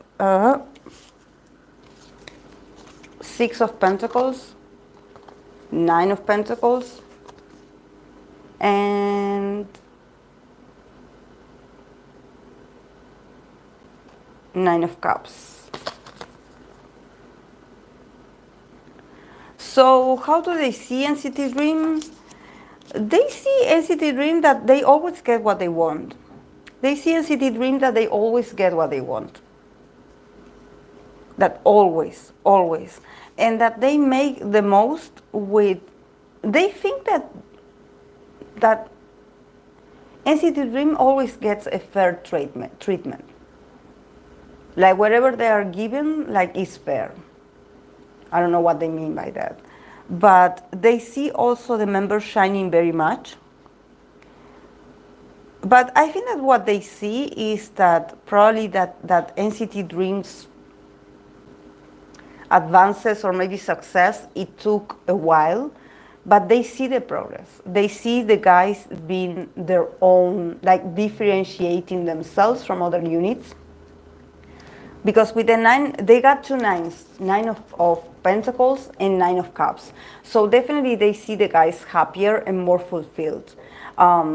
Also, they see that the guys always are luxurious. They always get, the means. They always get the props that they need. There's always money for NCT Dream. And also with the Nine of Cups, they see the guys winning a lot of awards, winning a lot of recognition. So they are like, the guys are doing well. Like they really admire them. They really admire them. But because they started with the Six of Pentacles, they definitely know that NCT Dream started slow. Like they know it. They know it. They know that they had to wait. It seems like the girls see that NCT Dream, they had to wait for their turn. That now is their turn. Now is their moment to shine. Now is their moment to get the recognition. Now is the moment to get all the eyes on them. Now is the moment for them to shine on their own and for them to differentiate themselves from the rest. But they also show me that with the Six of Pentacles, the guys were patient. That NCT Dream never was like, us, we want something for ourselves. What about us? Sort of desesperating, like, when will you give us a chance? No, the guys were always laid back, like, okay, we will wait. They were always like well behaved, I would say. With all these pentacles, I think that they see the guys well behaved, like, but also victorious, like the guys are very happy. I don't know if they talk to the guys and the guys just tell them that they had achieved a lot, not only with the group, but I think that probably the guys are happier, the members are happier, So there's something about them being like, sharing this, sharing with each other. They know about the guys maybe individual things, and they see that the guys are happier. That's because they were kidnapped of them playing ground. Yeah, maybe. And from how NCT Dream sees aespa, we start with the Tower, the Hermit, and the Five of Pentacles. So from the guy's perspective, actually their view of aespa is very sad, I would say. It's very sad. Like, I think that they definitely know about the girls' struggles because, first of all, what they see of aespa is that maybe aespa's group creation was a sort of groundbreaking idea. And because this was so groundbreaking, maybe the girls were isolated from the rest. There's something about them seeing the girls. It's not that the girls are a mystery, but I think that the girls literally are just like, exposed when they have a comeback, and then they are pushed inside the dungeon again. There's something about them feeling like they keep the girls isolated, or they keep the girls studying all the time, or they keep them, I don't know, did aespa had like a lot of hiatus, like, or something like that? Because I think that they see that they are not that close with aespa, even though people like see it like this. I think that for the guys, it's like they see that the girls are always on a lockdown, like something like this, or they're always like separated from the rest of the artist. Also with the five of Pentacles, there's a sense of like that. I don't know if lately they haven't been putting a lot of effort on aespa, but I think that, or they know that the girls feel miserable somehow, or that the girls went through a period where they felt like no one cared about them, because yeah, they are very isolated from the rest of everyone. So the guys see it and they feel very sorry for the girls. And if you notice, what I said about them, the girls seeing that NCT Dream has like probably more. If you notice, they got the Nine of Pentacles. So for aespa's point of view, NCT Dream is all luxurious, it's all abundant, it's all prosperity. They shine, they are the best. And for the girls, there's this sense of like, what they give us is very little. It's very little. And sometimes they don't give us at all. So there's something about them also, they probably wanted to get to know the girls better. And this is not about the guys being creepy, no. But they probably wanted to get closer to the girls, but somehow the girls are isolated. They are like, no, go back to your room, or no, go back to practice, or no, you have to do this, go back. There's a sense of isolation. And they are like, and also, well, the card that they have in the middle is the Seven of Cups. So honestly, I think that when it comes to their interactions, when it comes to their dynamic, I think that their dynamic is definitely an illusion. I think that people have these fantasies about them. I don't know if people think that they are closer than what, because of maybe if they had moments, but I think that the group's communication is not that stable. Like, they are not that close. And I think that there's rumors, yes, but what they think of each other is like, maybe if they gossip about each other, maybe it's an illusion. Like, maybe it's like, I don't know, if one of them likes the other, is like what they think of each other is very far away from the truth. So there could be a bit of confusion, you know, or maybe when you idealize someone because you see them from afar, or you see them for a very brief period of time, and you're like, they are amazing. And actually, maybe, you know, it's very different when you see them every day. So there's a bit of, you know, their dynamic is not like people think, or it's not that consistent. You know, it's all part of an illusion.